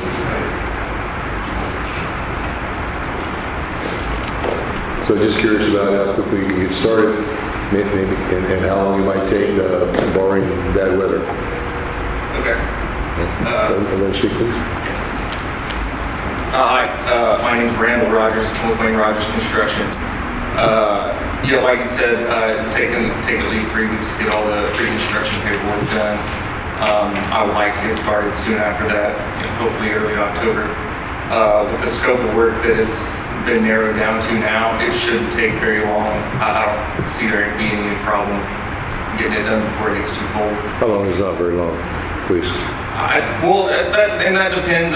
Something we got to talk through in the pre-construction meeting of if I got to do one street at a time to get it paved, go hop over there. If y'all are going to let me, once I get done with the base work on one, immediately go to the other. Maybe pave a couple of times. That shouldn't take more than a month. The hardest part's going to be obviously dealing with in and out traffic from residents that live on the streets. Right. That's always going to be a challenge. You would notify neighbors, the neighborhoods, right? Oh, yeah, we would definitely have to. That'll be part of the pre-construction conference. We'll go over that. Because I know that we get a lot of feedback. Have you been to some of these streets that you're supposed to pave? I have driven every You street. have driven? Very slowly. Which one was the worst? Zigzag, which I'm not doing. But no, I think Live Oak was pretty I bad. thought we had zigzag on there. This is an abbreviated list, it's pretty long. Oh, so, okay, all right. Live Oak is probably one of the original ones from probably the 70s. Live So Oak? it's pea gravel, it's not asphalt like that. Yeah, it's not. There's not All much these there. streets used to be pea gravel that I grew up over there at the golf course. Do you want to sign the street, how do you handle for that and not traffic? For something this small, we're just going to go in a block at a time and excavate it out. Once we get it excavated out, we can make ramps into driveways and let people come in and out. We'll have flagging on either side of the street. They'll let residents that need to use that street. Other than that, through traffic, it will not allow through. They'll have to go around. And I don't think that'll be too much of an issue with any of the streets that are here. There's easy ways to go around the next block over. Because my core concern is an elderly person who's not able to get around the easily, and be able to get into their house in the morning with the evening. I wouldn't see any issue with Okay, it. all right, good enough, thank you. But other than that, the streets aren't really ADA accessible right now. I guess my thoughts, as some old person who's having trouble walking, gonna have to walk, I have to walk to get into their house. If we see somebody with that issue, we'll take care of it. I'm not some able contractor that's gonna say, take care of yourself. I'm born and raised in Dean County. There you go. At a previous meeting, I remember it was mentioned about with regards to Windy Knoll, which is a highly traveled street. Yes, sir. Rather, that parts of Windy Knoll were going to be set up and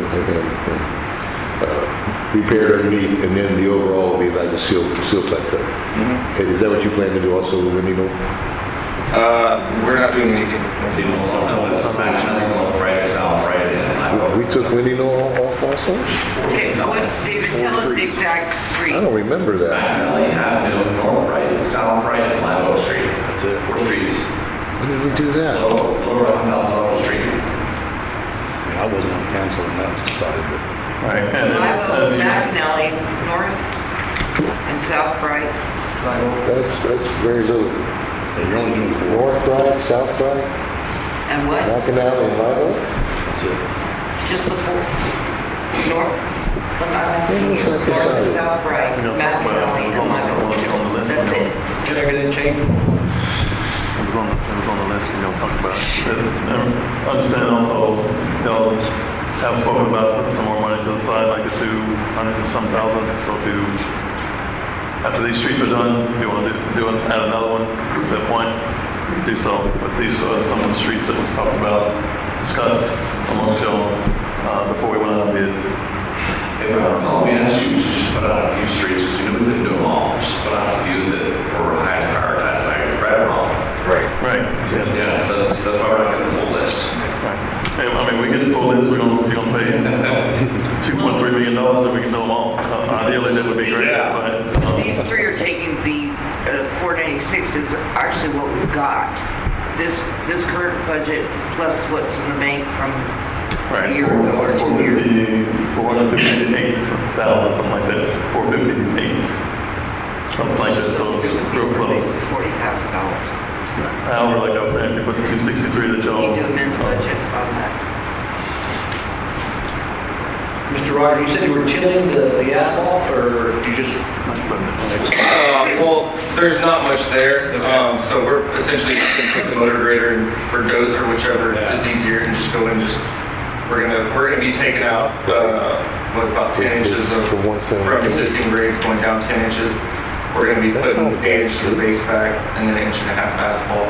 I will say for my own recommendations, I would hope you might look at increasing the thickness of that asphalt. My personal minimum that I recommend is 2 inches, and for city streets, it might be good 2.5 inches. But Now, some of these houses that have concrete driveways, are you flushing with it, or are you leaving it? everything's gonna be flushed, but from the streets that we're doing, from the city right away to where they have concrete, I don't think our new roadways gonna be extending all the way to their driveways.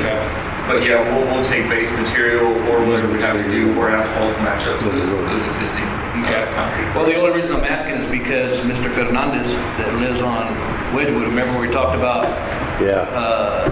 his It needs to be graded down for it needed to drainage. be graded down. So what happened was when they did Wedgewood Way, all they did is just they never graded it, so they just laid another piece on top. So now it's concrete.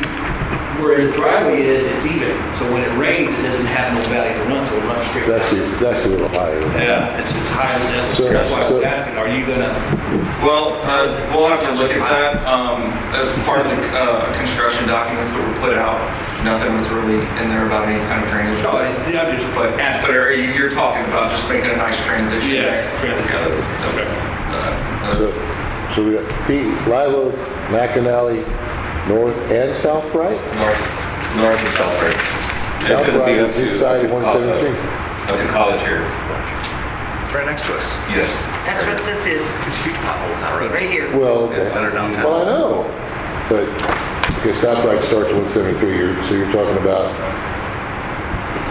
This section right here, and then, That over North there. Bright. On the other side. well, I know, I understand North Bright. There are a lot of traffic there. It has some traffic, yeah. I mean, really, we went through this because of the streets, this is lines. That's one of the streets that it's already been changed out. Tore up. So, The PVC line. From asbestos. so South Bright is going to be starting where, going south? Going south is going to be from 173 to College. Okay, so that's going to be Right, torn up and done right?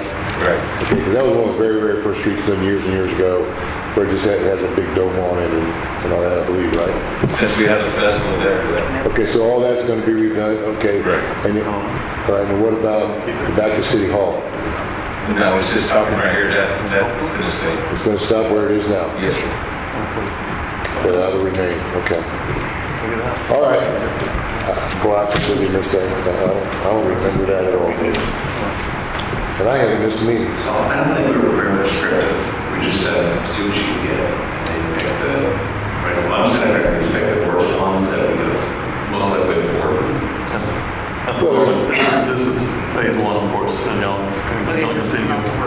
There's no doubt about Live Oak and McAnnealy, okay, those are two worst streets in the entire town. Okay, I'm okay with that. But okay, well, what's done is done, so, right? At least it'd be nice to see something get done. Yes. So, all right, anything else? We have a motion on the table. We'll redo the vote, because everyone discussed, okay? I'm sorry, I didn't write all that. You know I should have asked. Okay, all in favor? Motion passes unanimously. Thank you, sir. Thank you. Okay, this time we'll move into the budget workshop portion. As we continue, although I think we've come a long way, we're almost ready to finalize and such. So do you need to mark the time of the budget workshop? Dora, do you need to have a time of the budget workshop, or is it all together? No, it's an item, so Okay, you're, yeah. understood. All right, David, where are we at? Okay, I'm back at the budget workshop. The budget that was submitted online The other day, very few changes from the previous meeting. With the exception of your year-to-date unaudited column is current, up to date, and your budget amendments are current and up to date. So column 3 is accurate? Correct. Okay. We went in, I did, Denise, and went in financials, and we had everything updated as y'all requested, so you can see the hard numbers. Of course, we realized we got one more, probably another 30 days in this month until it closes out for the year, but So it's basically up to the end of August to be amended. One more month to go? The unaudited is actually Friday. And then the amendment is what we're currently anticipating will be till the end of the year. There may be some changes. Oh, yeah. I'm changing your date to the end of the month. right. Yeah. Okay, but we still don't have the original proposed budget to compare where we're at. We still got to refer to I percentages. actually do that for y'all. I just did certain. Okay, it's fair enough. It's almost all, I don't see too many negatives now.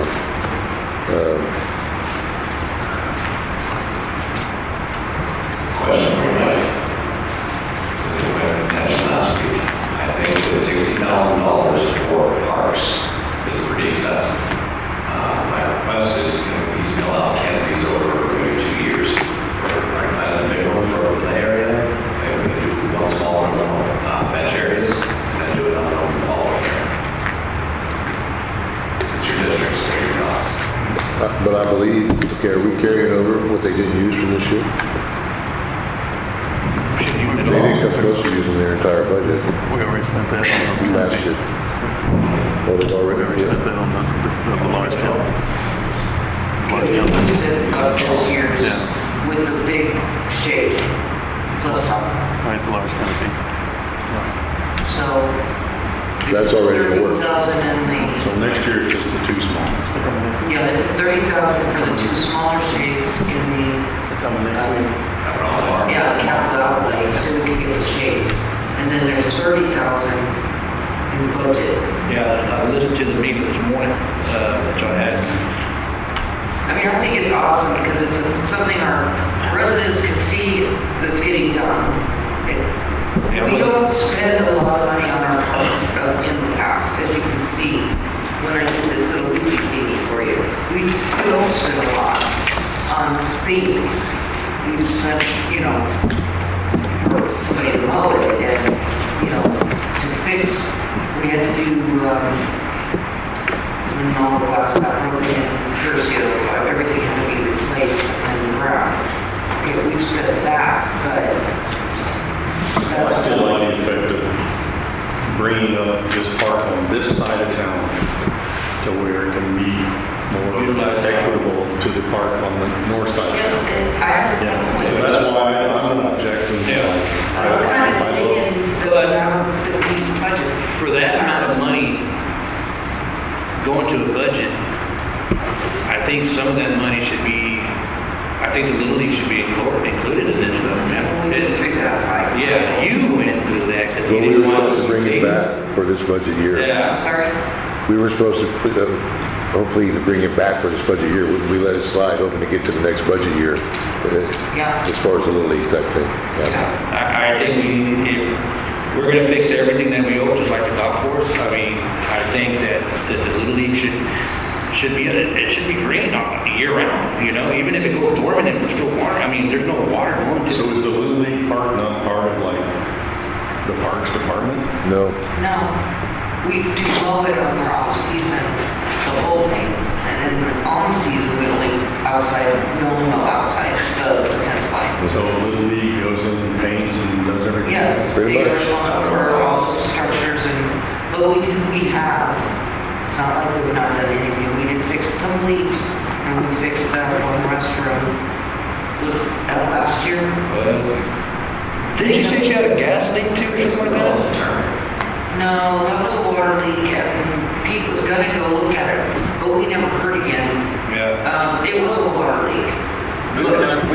So I'm assuming they went and Well, fixed it would it. be nice, I mean, that's in my district, and I can tell you, I drive by there often. It would be nice if it was more regularly manicured, like if the grass is under the stands and things like that, it's out in the court. That bad. On the off-season, that is our responsibility.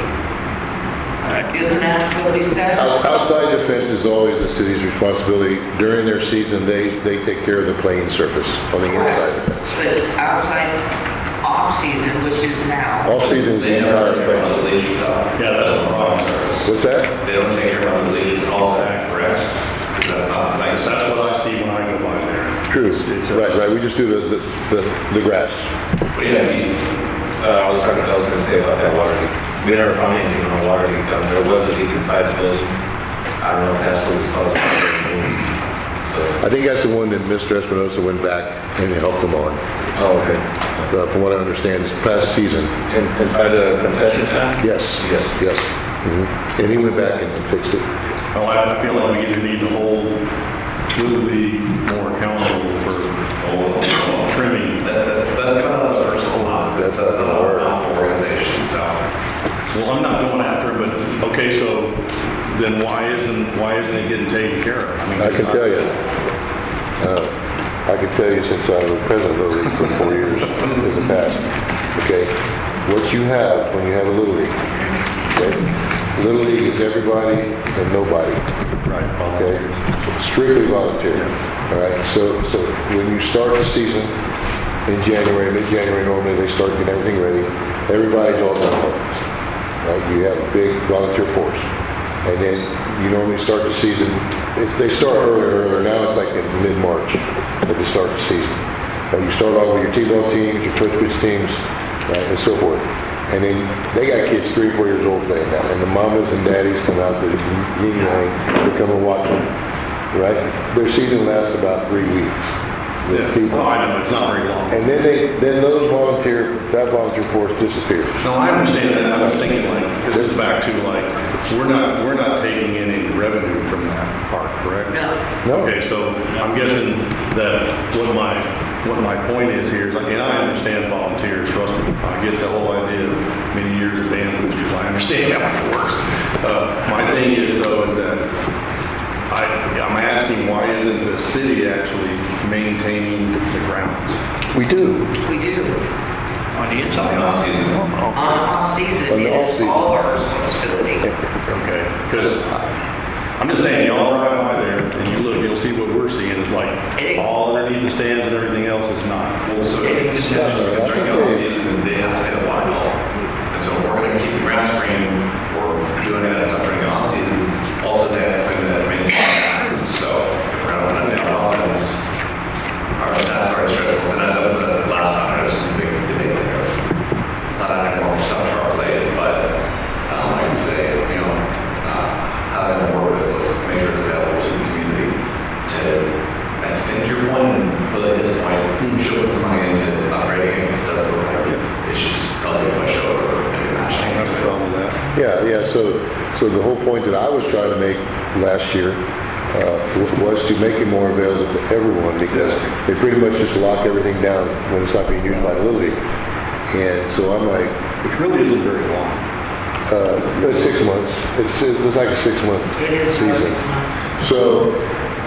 So you have this little facility right in the middle of town, surrounded by all these homes, and then for a long time it was not taken care of over the season. All right, and then we got our public works now is more involved in the off season. And it has gotten better, for sure. Okay, but there's still some things over there that are kind of sloppy and messy right now, and I don't know who should be taking care of it. That's another approach. I mean, it could be Another thing to a street consider. parking like you're talking about. Well, it's more to do. We have that. It's more to do with herbicide and the fence lines. Yeah. Okay, But so now we have that. now we have that. So we can take care of it. Right. But you got to wait until it's green, because spraying herbicide on dormant grass won't kill it. No, I get that. Yeah. I'm just saying, So- but it's something we can take care of. Right. But what I wanted to do, Jeff, was I wanted to integrate it as part of our park system, because we own everything there. Yeah. okay? And so to make it more available to, for example, last year, I went by there 2 or 3 times. We actually have people that, they bring lights, okay, when the time changes, to practice softball, to practice football, flag football, or whatever, okay? Now, it's not every single day, right, but it's still being used for something, okay? And to me, they shouldn't have to bring their portable lights, right? They should be able to pay for the usage of the lights if they're going to do that, right? So I just wanted, my thing was to open it up to everyone. If you had a family that wants to get together and go play on the weekend, there's your park. It's part of our park system. It should be. Right. That's kind of the way I see it. I didn't realize the structure of that. Yeah. So now I know. But I think it should be part of the park system. Right, so that's what we were leaning to. They still have a ton of, for example, that backfield was completely renovated, completely by volunteers. They completely replaced the fence lines. They did a wonderful job. And I still think you'll get that, but I just think we need to have a little bit more support behind it. Yeah. So that's what we all talked about a while back, and so we were able to get city staff to help maintain it in the off-season. I'm in favor of that. I like it. Yeah. That field should be used year-round because there's select baseball Right. year-round, girls softball and hardball. Right. You know, it shouldn't only be used here during the Little Leagues. That's why we took responsibility of the electricity, correct, and the water? No, we never. Nope. Oh, we did? No. I thought we did. I thought we did. I don't think Was he- we Well, That's what I'm trying to we put it in our name and they have to pay it. That's what we need to do, yes. No, I would swear that's what we. I don't think the contract got changed on that part. It kind of left I'll look it up for you guys. See, that's what I'm looking for right now because I got all the paper. Because what that would do, obviously, it allows us to, for other people to use it, to turn the lights on and pay the city for the usage of the I remember, lights. Aurora. Yeah, I think we did It's that. right there, and I asked her specifically, are you okay with the city putting it in the city's name for the water and the electrical, sorry, Yeah. for the electrical? She goes, I'll be fine with that. Well, I know she said yes, and I thought we I thought so, too. agreed to that. She would be able to get a break on the Yeah, but electricity. it's not in the contract. It didn't get put in the contract. So it didn't get put in? It's currently not, No, but we can't on the renewal, which is coming up. electricity is not in, and the water is currently not in the city's name. So we go back and review the contract and see. Well, they're allotted so much on the water. Right. Yes, we give them 50,000 gallons. Either 15 or 20. It's 50. Oh, 50. Yes. Okay. So the thing with electricity is a no-brainer for them because it's going to save them money. Now, the water part doesn't matter because they gotta pay us anyway. Yeah. But if they went over that allotted amount. Right. Which is a lot. But electricity, I could swear we said we were gonna change it over. Like, I could swear. We'll go back and check the minutes I'll go find and it. verify. I'll go find it. No, so we will. Other than that, That's all right. I'm so gonna we be will. nosy anyway. Anyway. But what that does for them, obviously, we're going to get a better rate Yes. for electricity. That's why we said. We're not going to pay all those taxes, Yep. you know, and so forth. So we can actually save them money, and then they'll pay us. Okay. Yeah, we did, I know we did agree upon it because you had said about the electricity, so that's, I thought I had it here, I thought I saw it. I'll get it. Back to Parks and Rec, Josh. According to this right now, we've only used 35% of last year's budget on Parks and Rec. But that's where the new,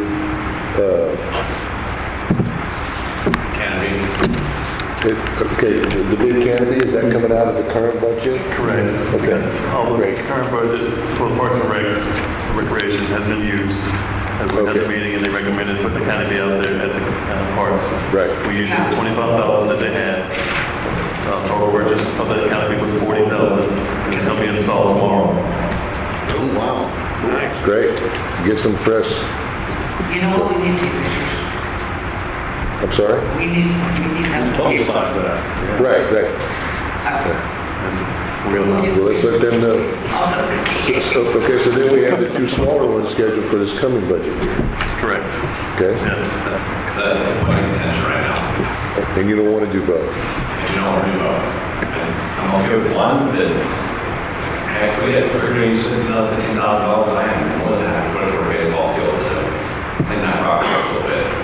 And yank it out of the budget, but I don't think you need that much money to clean up the property. I just don't like the idea of spending $60,000 on the Parks Department in 1 year. Why? Don't you think our people deserve it? No, I guess not. Well, I'm just saying, just because you think it's excessive amount? I think it's something we should spread out over a couple of years. Just like everything, just like the golf course. Maybe we'll get around to our So golf we year. spent 40 at Curcio, and we're gonna spend that other 30 that's in the thing. Unless we For change it. Curcio, that's $70,000 at Curcio. Briscoe, I'm not saying Briscoe needs anything right this second today, but they're getting nothing. Although, a year or two ago, we did get the walking paved, and that was what, 8,000, 9,000, something like that. So, I get it, I'm not upset about Curcio getting what they need, because. Well, no, when you look at both parks, I think the difference is very obvious. So, I mean, the Briscoe got new picnic tables, we made sure they got new picnic tables, and barbecues, they both got equal amount of barbecues, and actually, Curcio got the big one. Well, I think the other issue is too, is just because that money's in the budget, I mean, we haven't gotten to the point of actually spending that, have we? Yeah, we have now with that. Oh, with the two canopies. Canopy. Well, the big canopy, but have we already The done? 2 canopies are for our Yeah. proposed budget. Yeah, that's exactly the point that I was trying to come to the middle on is if we budget for these things, I'm not opposed to it, but wait till the end of the fiscal year so we make sure we have it on by October. These are nice to have, these don't need to have. And so keep it in there if we can hold on till late August, are we looking like we're gonna make it? Okay, at least it's back. If not, well, we might need that for critical infrastructure over time, things that we do need. I do want to point out,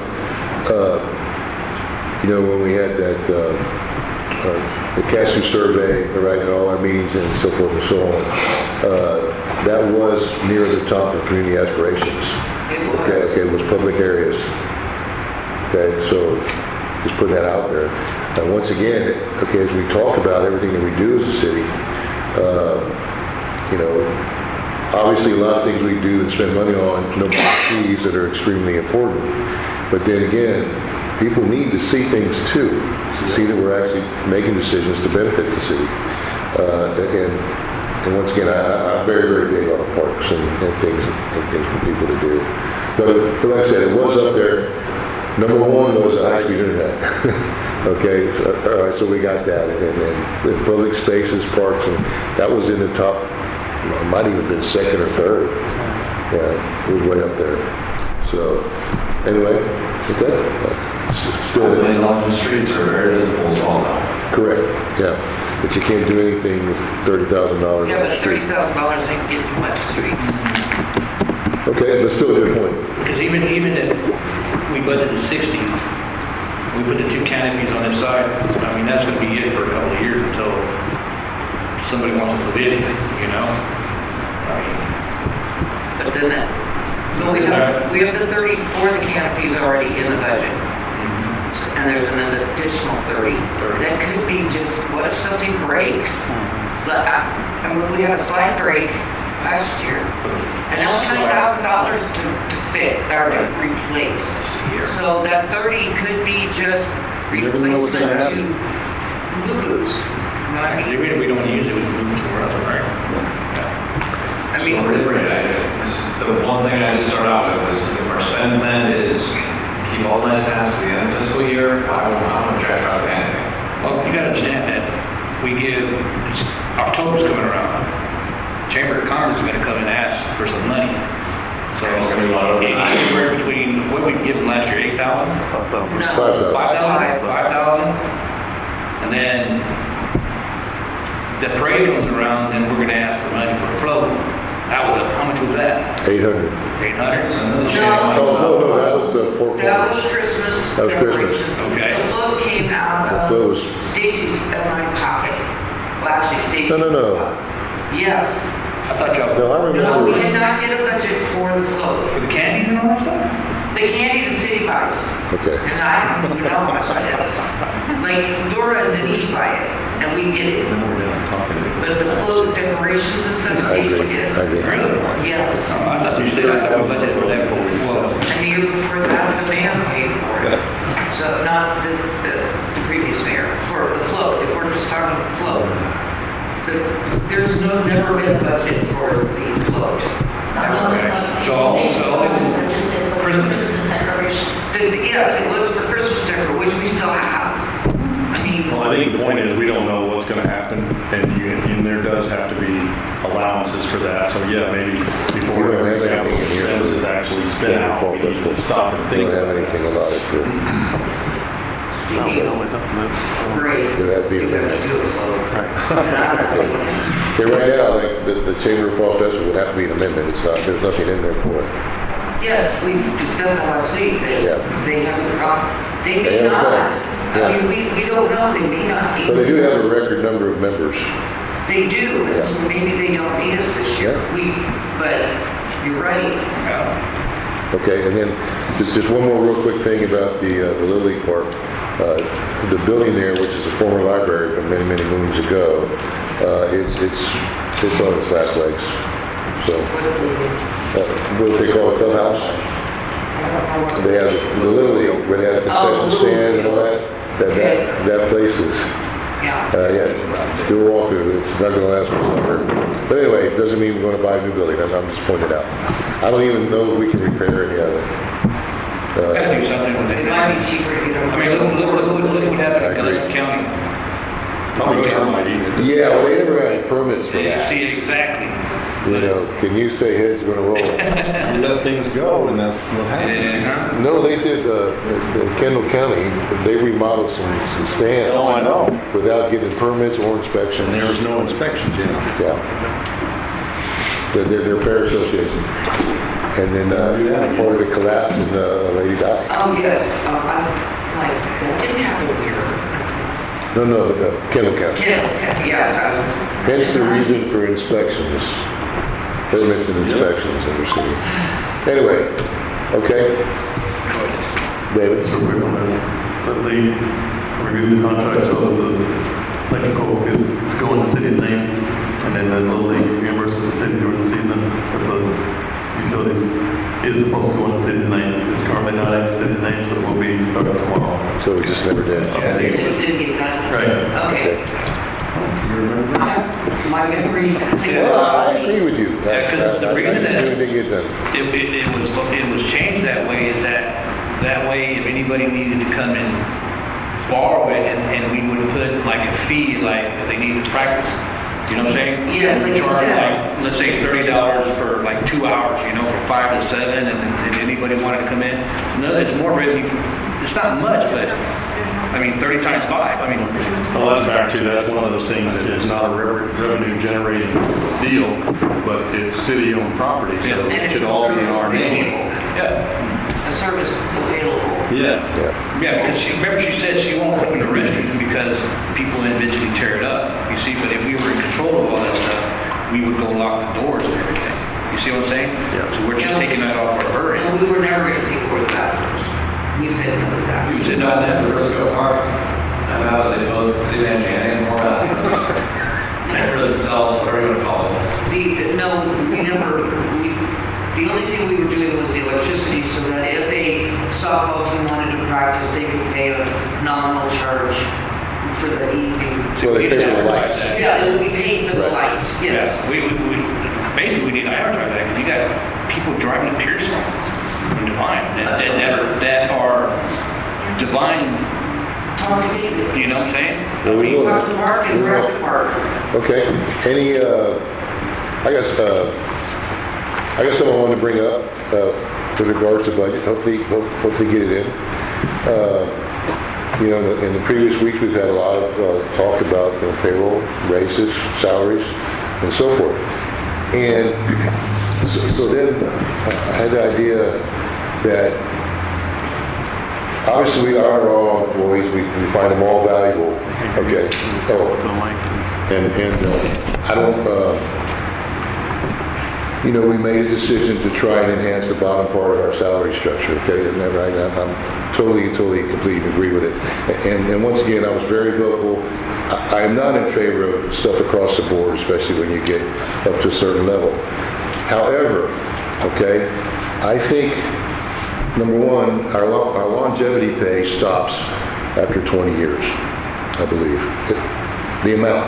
Oh, yeah. Okay, right? So, all right, and then you have brackets. For example, 1 to 4 years is $1,000 a year, and then immediately when you get to 5, doesn't it jump to how much? 1,500. When you get to 5 years of the longevity pay. Okay, so so you got automatic 50% raise there. Okay, on your longevity pay. All right, that lasts for 4 years until you get to the next tier. So if you look at everything, you can see what I'm talking about. Number one, I don't think it should stop at the $2,000 if you have a tenured employee that's here for a long time. Okay, that is a way to show your appreciation for an employee. Now, I know I've talked to 2 businesses today. One of them was a bank. Okay, and then I know what I do in my business. Right, in my business, okay, I give it at Christmas time. Okay, and I've had employees last 12, 13 years, and each year they get more and more and more for each given year. Okay, and that's my way of thanking them for staying with me for so long. Okay, and I think I would really like to restructure this longevity pay to where it increases every single year than having it bracketed number 1. Okay, because 9 years is a lot longer than 5 years. Well, that would be like a step system. Yes. In other words. Yes. And the step system is very similar to what the school districts use. They do? And they have, each year that you have experience, you get a step increase. Right, well this has steps, but it's just like. Well, I know, but it's 4 level, years, it's 5 level years, 9 every years. 4 or 5 Yes. years, so yeah. Yes.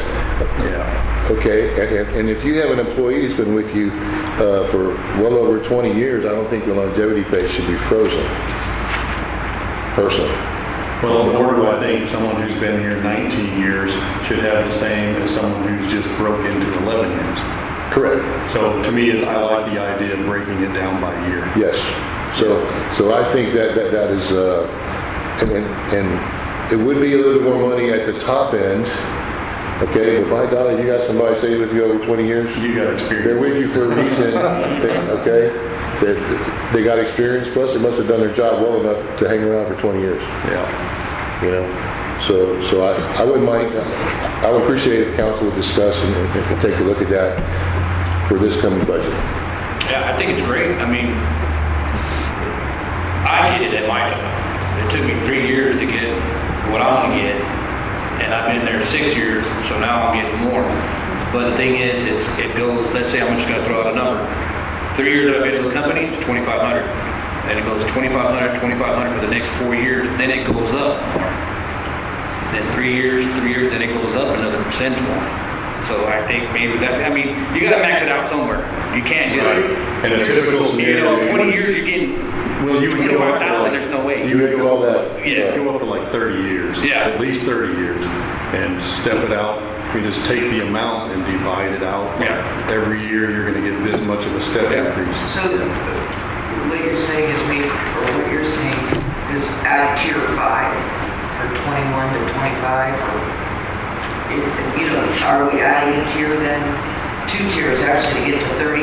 Well, I think I would have this yearly tiers. yeah, I would take from year 1 to 30 and I just divide it out for the whole. Yeah, but how you gonna? That's what I'm wanting to get council to throw in. You're better off, because if you do, let's say you start off somebody at 1,500, right? For 2 years that they've been here, then they get it every year. But you can't go up $800 every year that they've been here, because it's gonna. That's what I'm thinking. Yeah, no, you would go 1,500, then 5 years then it'll go up, and then you go 8 years, and then it'll go up more. and just gradually increasing. You can do that by, if you set it on a 30 years, you can figure out where your midpoint is and work it forward from there and backwards from there. So if someone stayed with you 15 years, you get to a point where it's like, yeah, the raises in the beginning, the curve may not be as high, but then it goes up, yeah, it would be a bent curve, So if you raise the bottom a little bit, maybe start in 2 or 3 years, that makes a little more sense. You're less likely to be transient at that Yeah, they're point. getting it after 1 year though, right now. Because it's there for 13 months.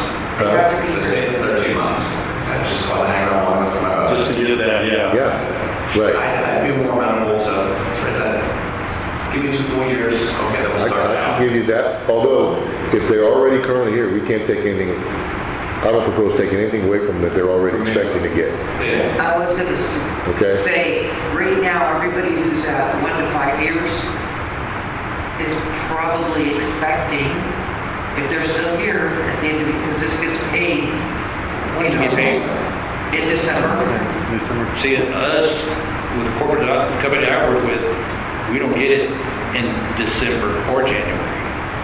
You get it in 13 months. You get paid out in March or April. No, this is it. We See should what I'm always saying? get it at the same Because month for everybody. what everybody needs. people will actually Well, it is what they stay want. till December or January just to get it in bill. We've not had really. Oh, I'm just saying, I mean- The one department we have issues, but that doesn't have anything to do with the bonus, the longevity. Yeah, but Josh has got a great point there. You got somebody to hang on for 13 months and then all of a sudden they're gone. Okay, but let's just say if you got a certain amount in the longevity pay right now, that's easy enough to go ahead and then put it incrementally by year. The current money that you use. Okay, right? What I'm saying is I wouldn't go lower than this to start because. we Not on your don't current know. employees, Yeah, the current employees. but new hires. Kind of, this is one of their benefits, Mhm. so you don't want to take that away from That would them. be packaged, so it's not all like teachers union. But on new hires, Just because I'm I miss that trying one. to be helpful Sound like you to have our to- employees, Mr. I want the bottom people to make as much as the top people. You're foolish. I missed the zinger. That's me off. Anyway, I'm Okay, sorry. you never said that. I didn't hear what I'm you said. just being a little witch. Way nice. Nah, Anyways, what do you think, guys? I think it's great. I mean, people as actually look long as forward we're to not, that stuff. I mean, as it long as should we're not going be lower because than what it's they're not. getting this Yeah, year. we can't. We can't. You're right. We If- can't if come and we say, oh, by wanna the make- way, Right. you know, we can't do Oh, that. no, you're not getting this, you're gonna Right, get no. $400 Yeah, less. also have to look at it like, what if the economy goes in the hole? Well, at least they have their step increase coming. You know, that, I mean, you have. Their longevity. Everybody, yeah, well, you call it longevity, it's the same thing, it's So we like, should have David fix up one for us. yeah, do a model. Do a model for us, I like that. As long as we have. As long as the current employees don't get less than what is on the current I like it. list. Right. And I'm sure you could do 1,000 and 1,200, 1,300, 1,400, 1,500, like, you know what I'm saying? Right. I just have a question. Is it paid out yearly, the longevity, or is Yeah. it on their paychecks monthly? Yearly. Yearly. Oh, okay. Because I get the same thing at work, but we get it monthly.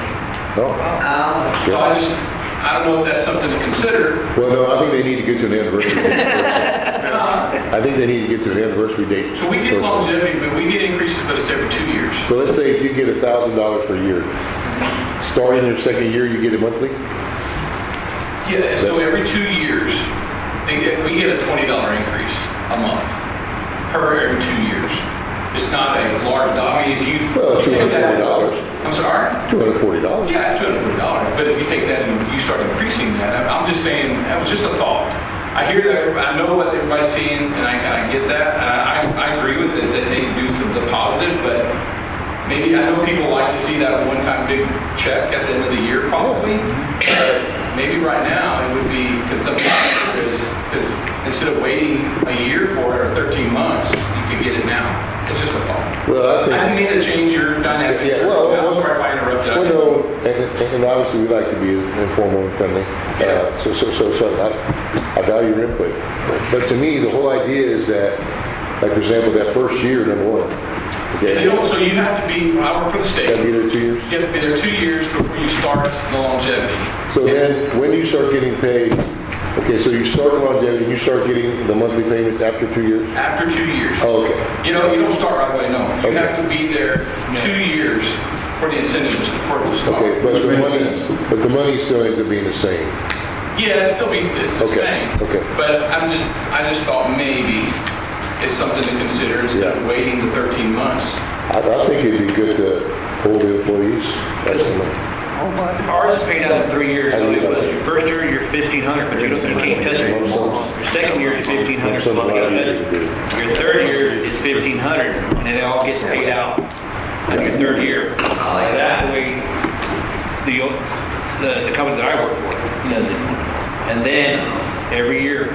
What's nice about What it if you is die that, in year 2? Then you get nothing. what's nice about it is Nothing that anyway. you're dealing with a lot of employees who are, we're not definitely in this business of overpaying anybody here. Correct. So to me, I like the end of the year in December because that's when the high need is. They're trying to take care of their families for the holidays and such, and that's something they look forward to. So I like that because I feel like people value that. But I mean, that's just me. Thanks, Jerry. Thank you, Jerry. I like the December payout too for Yeah. them. Because, yes, go ahead. The whole point of we had stagnation, as opposed to other duties, and if we've got someone that's just on a road crew, and they're okay with that. They've been doing it for, I think they should, I don't think there should ever be a limit to it. It should be a max, I don't think there should be a max. I'm looking at, because then you're gonna have to budget yourself a lot of money in for somebody that's been here 30 years. Well, but I mean, 30 years is getting to be more common. Although people change jobs a lot, so I mean, you can see I don't think we have that many people. we have 3 people over 30 years. Yeah, we don't have that many people beyond that point. And we have one at 18, 16, 13, 15, 16. So over the 15 mark, we got a few. Yeah. But over 30 years, we've got 3. So, go ahead, Josh. So what I'm thinking here is that when I envision someone like Pete, it's not about Earl. They're starting at the bottom. I want you to stay around more because you're building institutional knowledge. I want to reward you more for the longer you stay around. Right. But you're also growing within this city because you're bringing knowledge from different areas together as you grow. Right. And so versus someone who maybe they're okay with just, working at the sewer plant or something like that, or working at the library. There's nothing wrong with that. However, Still needed. well, absolutely. Yeah. I don't want to take away from that. At the same time, if we're going to give out extra money, bring about bonuses, I want to motivate you to get more knowledge. And then at that point, I'm 100% on board. Let's keep it rolling. That's what the merit rate And is. at that point, we don't necessarily have a cap on how many years you've been here because you're accumulating knowledge from different places. What I was gonna say is, can we just move to seeing if David will work up like a model for Yeah, us? sure. Because I feel like until we actually see something on paper, we can be a little more tangible. Okay, go ahead. I understand what you're saying about the knowledge base of each, growing the knowledge base of each individual employee. The problem we have is, let's use the library. Okay, Debbie has no skill to go work in the sewer plant. And the sewer plant guy has no skill to work at the library, okay? And not even saying they want to, but if we were gonna say, gee, maybe if you have more experience over here, we'd give you a little more money. That goes on merit, that goes on the job scale, all this, we're talking about longevity. You've been here 30 years, you probably should get it a little And that's extra. part of like valuing everybody the same. 30 years, okay? Yeah. I mean, it's a lot. Yeah, but you can't just say, hey, you've been here and I'm gonna give you 8,000 because you've been here. But it's a benefit. It has a benefit that we give to them, and now we can't take it away. I was gonna say, isn't that already happening? I mean, these bonuses aren't that high. No, they're not. So if we just take what's happening and divide it out over the year, it's not gonna, That's like retroing back. You can't. it's not gonna come back. Well, It's something that we're gonna vote on. everybody's gonna have to go The way where it's they structured start. right now, if you look at the years and stuff, if you were ever gonna do something like this is a good time to do it. Right, exactly. So, yeah, I just don't want it I to mean, I go feel bad away. for Dora and everybody else that's been over here for more than 20 years, you know? Yeah. so I made an analogy a few weeks back when we met over at City Hall, okay? And in a way, it's similar here, okay? Everybody pays the same amount for local grant. Everybody pays the same amount for ed. I'm hearing myself. I can hear you. Good. Okay. All right. And so this way they're equal because they've done their job like they're supposed to for so many years and continue to do so. Okay? And so that's why I personally have no problem with no one. If somebody's good enough to stay here for 40 years, 30 years, okay, but so everybody has the same opportunity to increase it. Everyone is treated exactly the same. Okay? Because 2% of a very high salary is a whole lot more than a very low salary. Okay? But in this case, it's all completely the same for everyone. Doesn't matter what your salary is. Right. This Doesn't is matter. pure, how long have you been here? Right. Anyway, is everybody okay with that? David, can you I come would up with love for something? David to make a model, I love that. Okay, all right. So we can look at it next week and I think maybe Okay. our employees would like it better too. Yeah. That was just my, There's extra money. That was my input. It's a little bit. I didn't really have anything else on the budget. yeah. David, you got any other changes in there we need to know of? No, sir. Okay. That's what I already mentioned. Okay, so we have the police salary increases, everything's in there? The police salary? Things Is all of it? from the original, from last week's meeting that we already discussed. Okay. The fire department. Okay, good. Okay, that's all I have. Anybody else? Go ahead. No, it's not budget. I have to wait for information. Okay. I have two questions and their information. Okay, let's finish budget. Josh, you got something else? Okay, Jeff, you said you're okay? Michael? I'm good. Okay, I feel pretty good about the budget. The surplus is a little low. I think how much is the projected surplus, David? 150, 57. 44,144, I think. Yeah, so, you know how contingencies are, you know what happens. So, anyway, I don't want to get the tax rate any higher.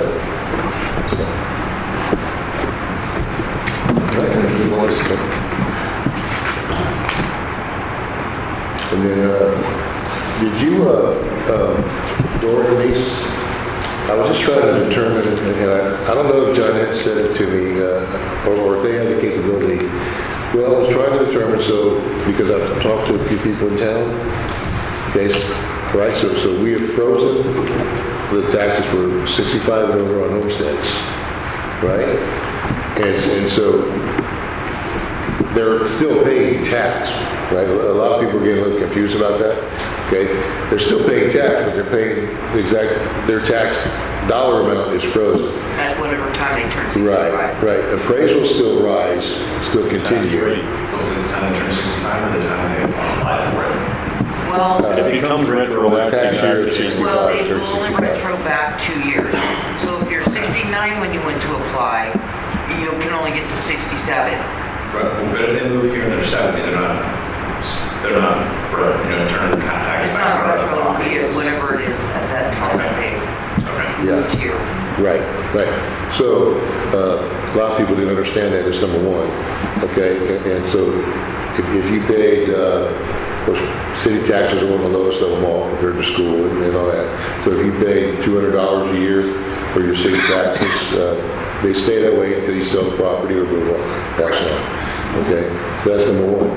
But what I was trying to determine was, Denise store, now that we're in, well, this is the second or third year, right?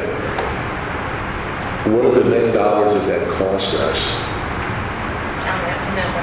John, you would have to do I that? think this year it's going to be $52,000. Last year, I think it was 41.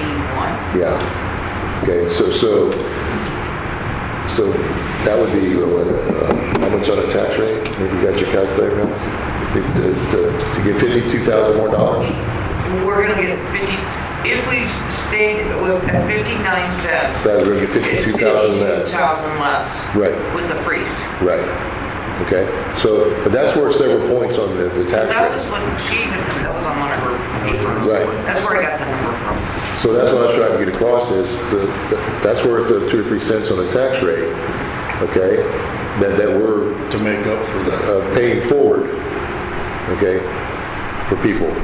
People that are paying taxes now are actually paying it forward, okay? So then, when they get to that point, then they don't pay any additional property tax anymore.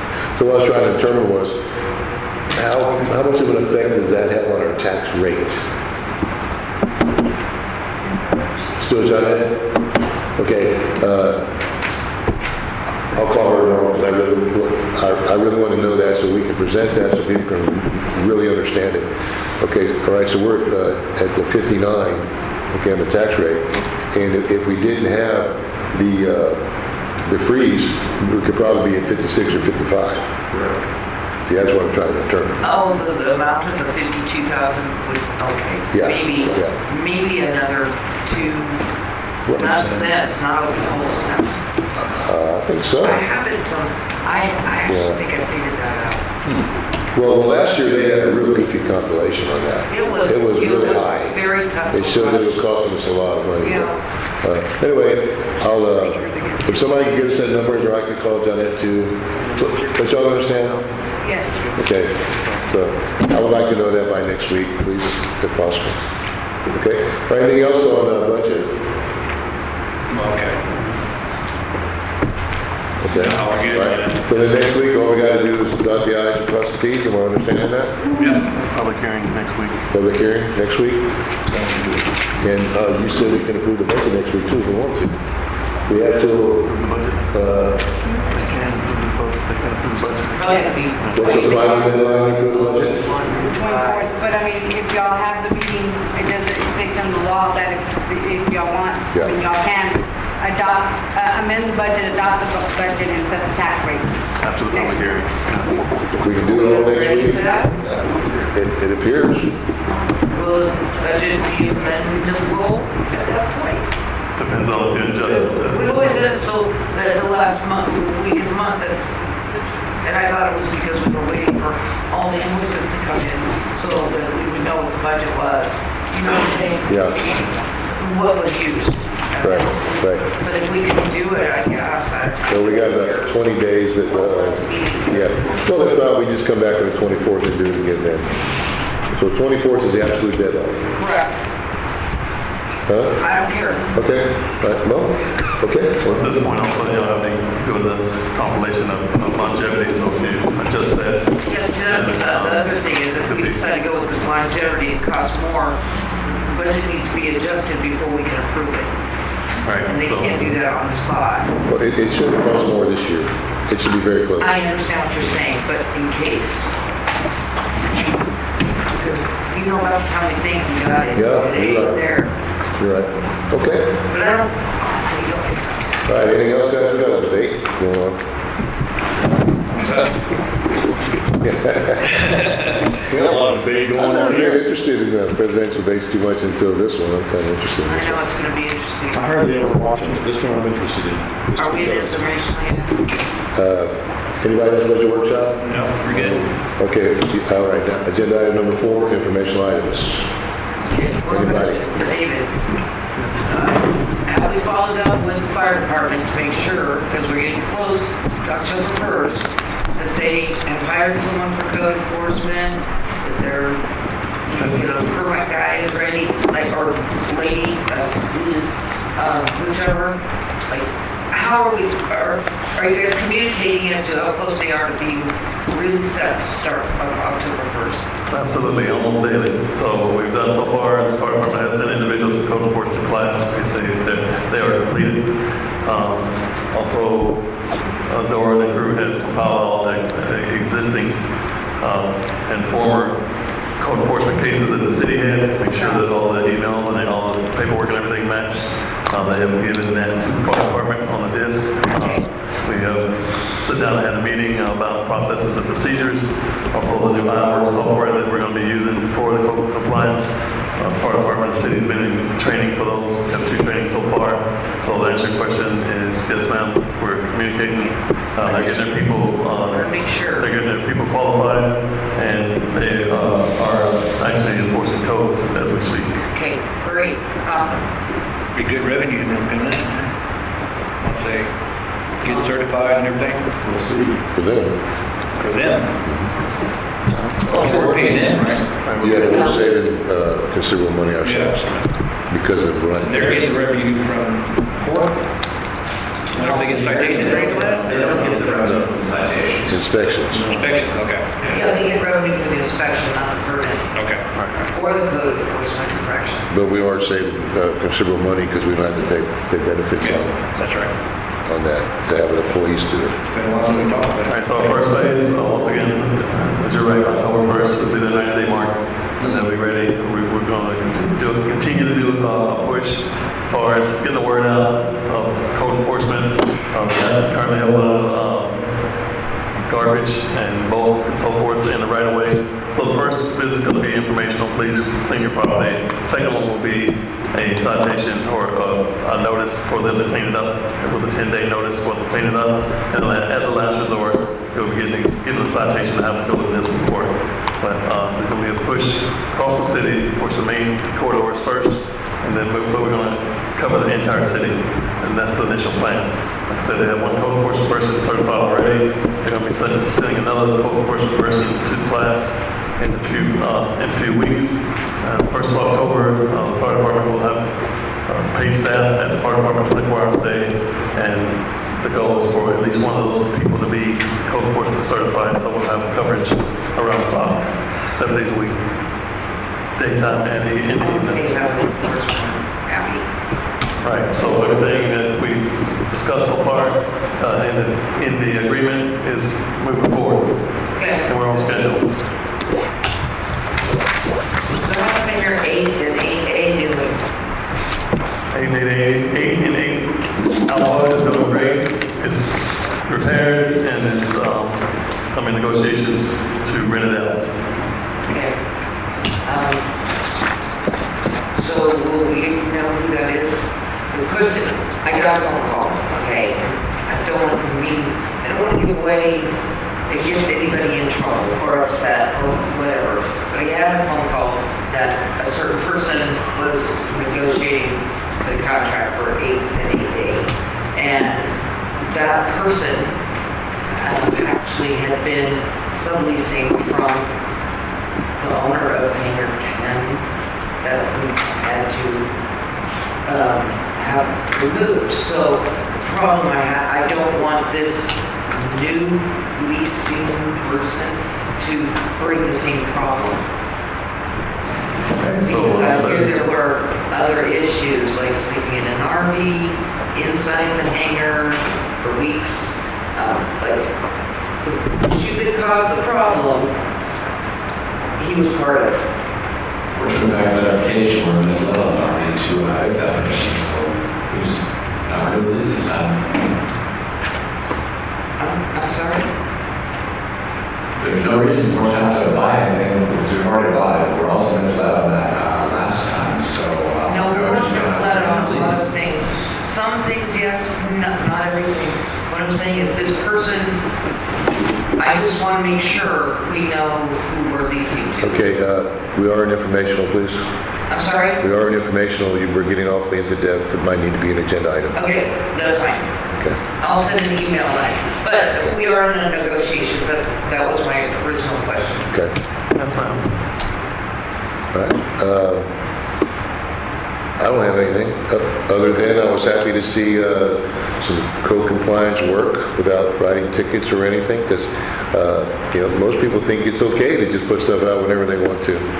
So I've seen it near me where they had mattresses out, this and that, and now they're on the side of their houses instead of our right of way, which still isn't great, but it's an improvement. So I'm excited about that we can clean that up. Once again, when you talked about our survey earlier tonight, that was a big area needing for improvement on the survey. It was almost unanimous. So about cleaning up the town. Yeah, tidying up and making it look more presentable. Okay. Then we adjourn the meeting. Somebody wants to go watch that debate. I'll second that. Okay, we have a motion and a second to adjourn. All in favor? All right, let's have a good evening, everybody. Thanks for here. Sweaty. My legs. My legs. I feel like I need to go jump in a swimming pool. Shut mine down for the year. Did you? Yeah. I keep thinking I want to put one in, but I got all these trees, and all the leaves.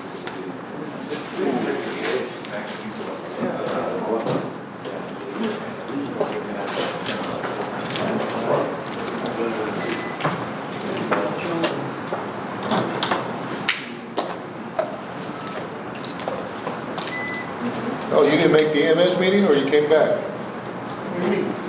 Did they have another meeting tonight, or was the last? I turned it off. They had one tonight, they had one last week. Oh. That time they said they were gonna. Oh, they've settled everything. Regular meetings next month, but, you That would be the more- the EMS board, who knows? Well, that's true, but I didn't think they were having a meeting tonight. That's the worst thing you can do. Oh, didn't you know about the meeting tonight? Right. After all what went on, they best not have one. I've been doing this almost. Oh, I watched the video, because I was here, there, so when I watched it, I was like, I'm so glad I wasn't there. But it was crazy. You know, I understand that they have an attorney.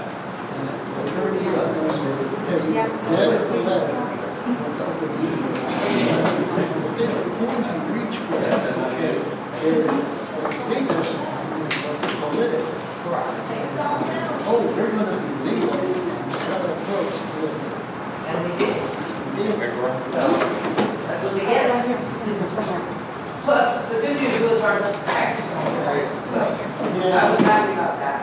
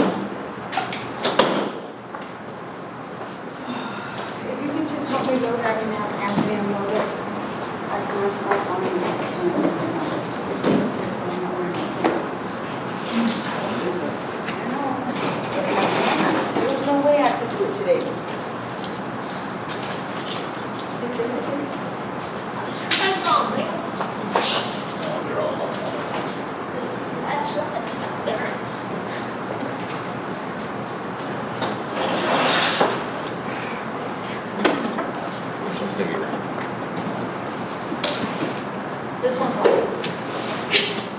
Here. Put your snacks on me. And I have these snack treats. And each one for someone. The backseat or?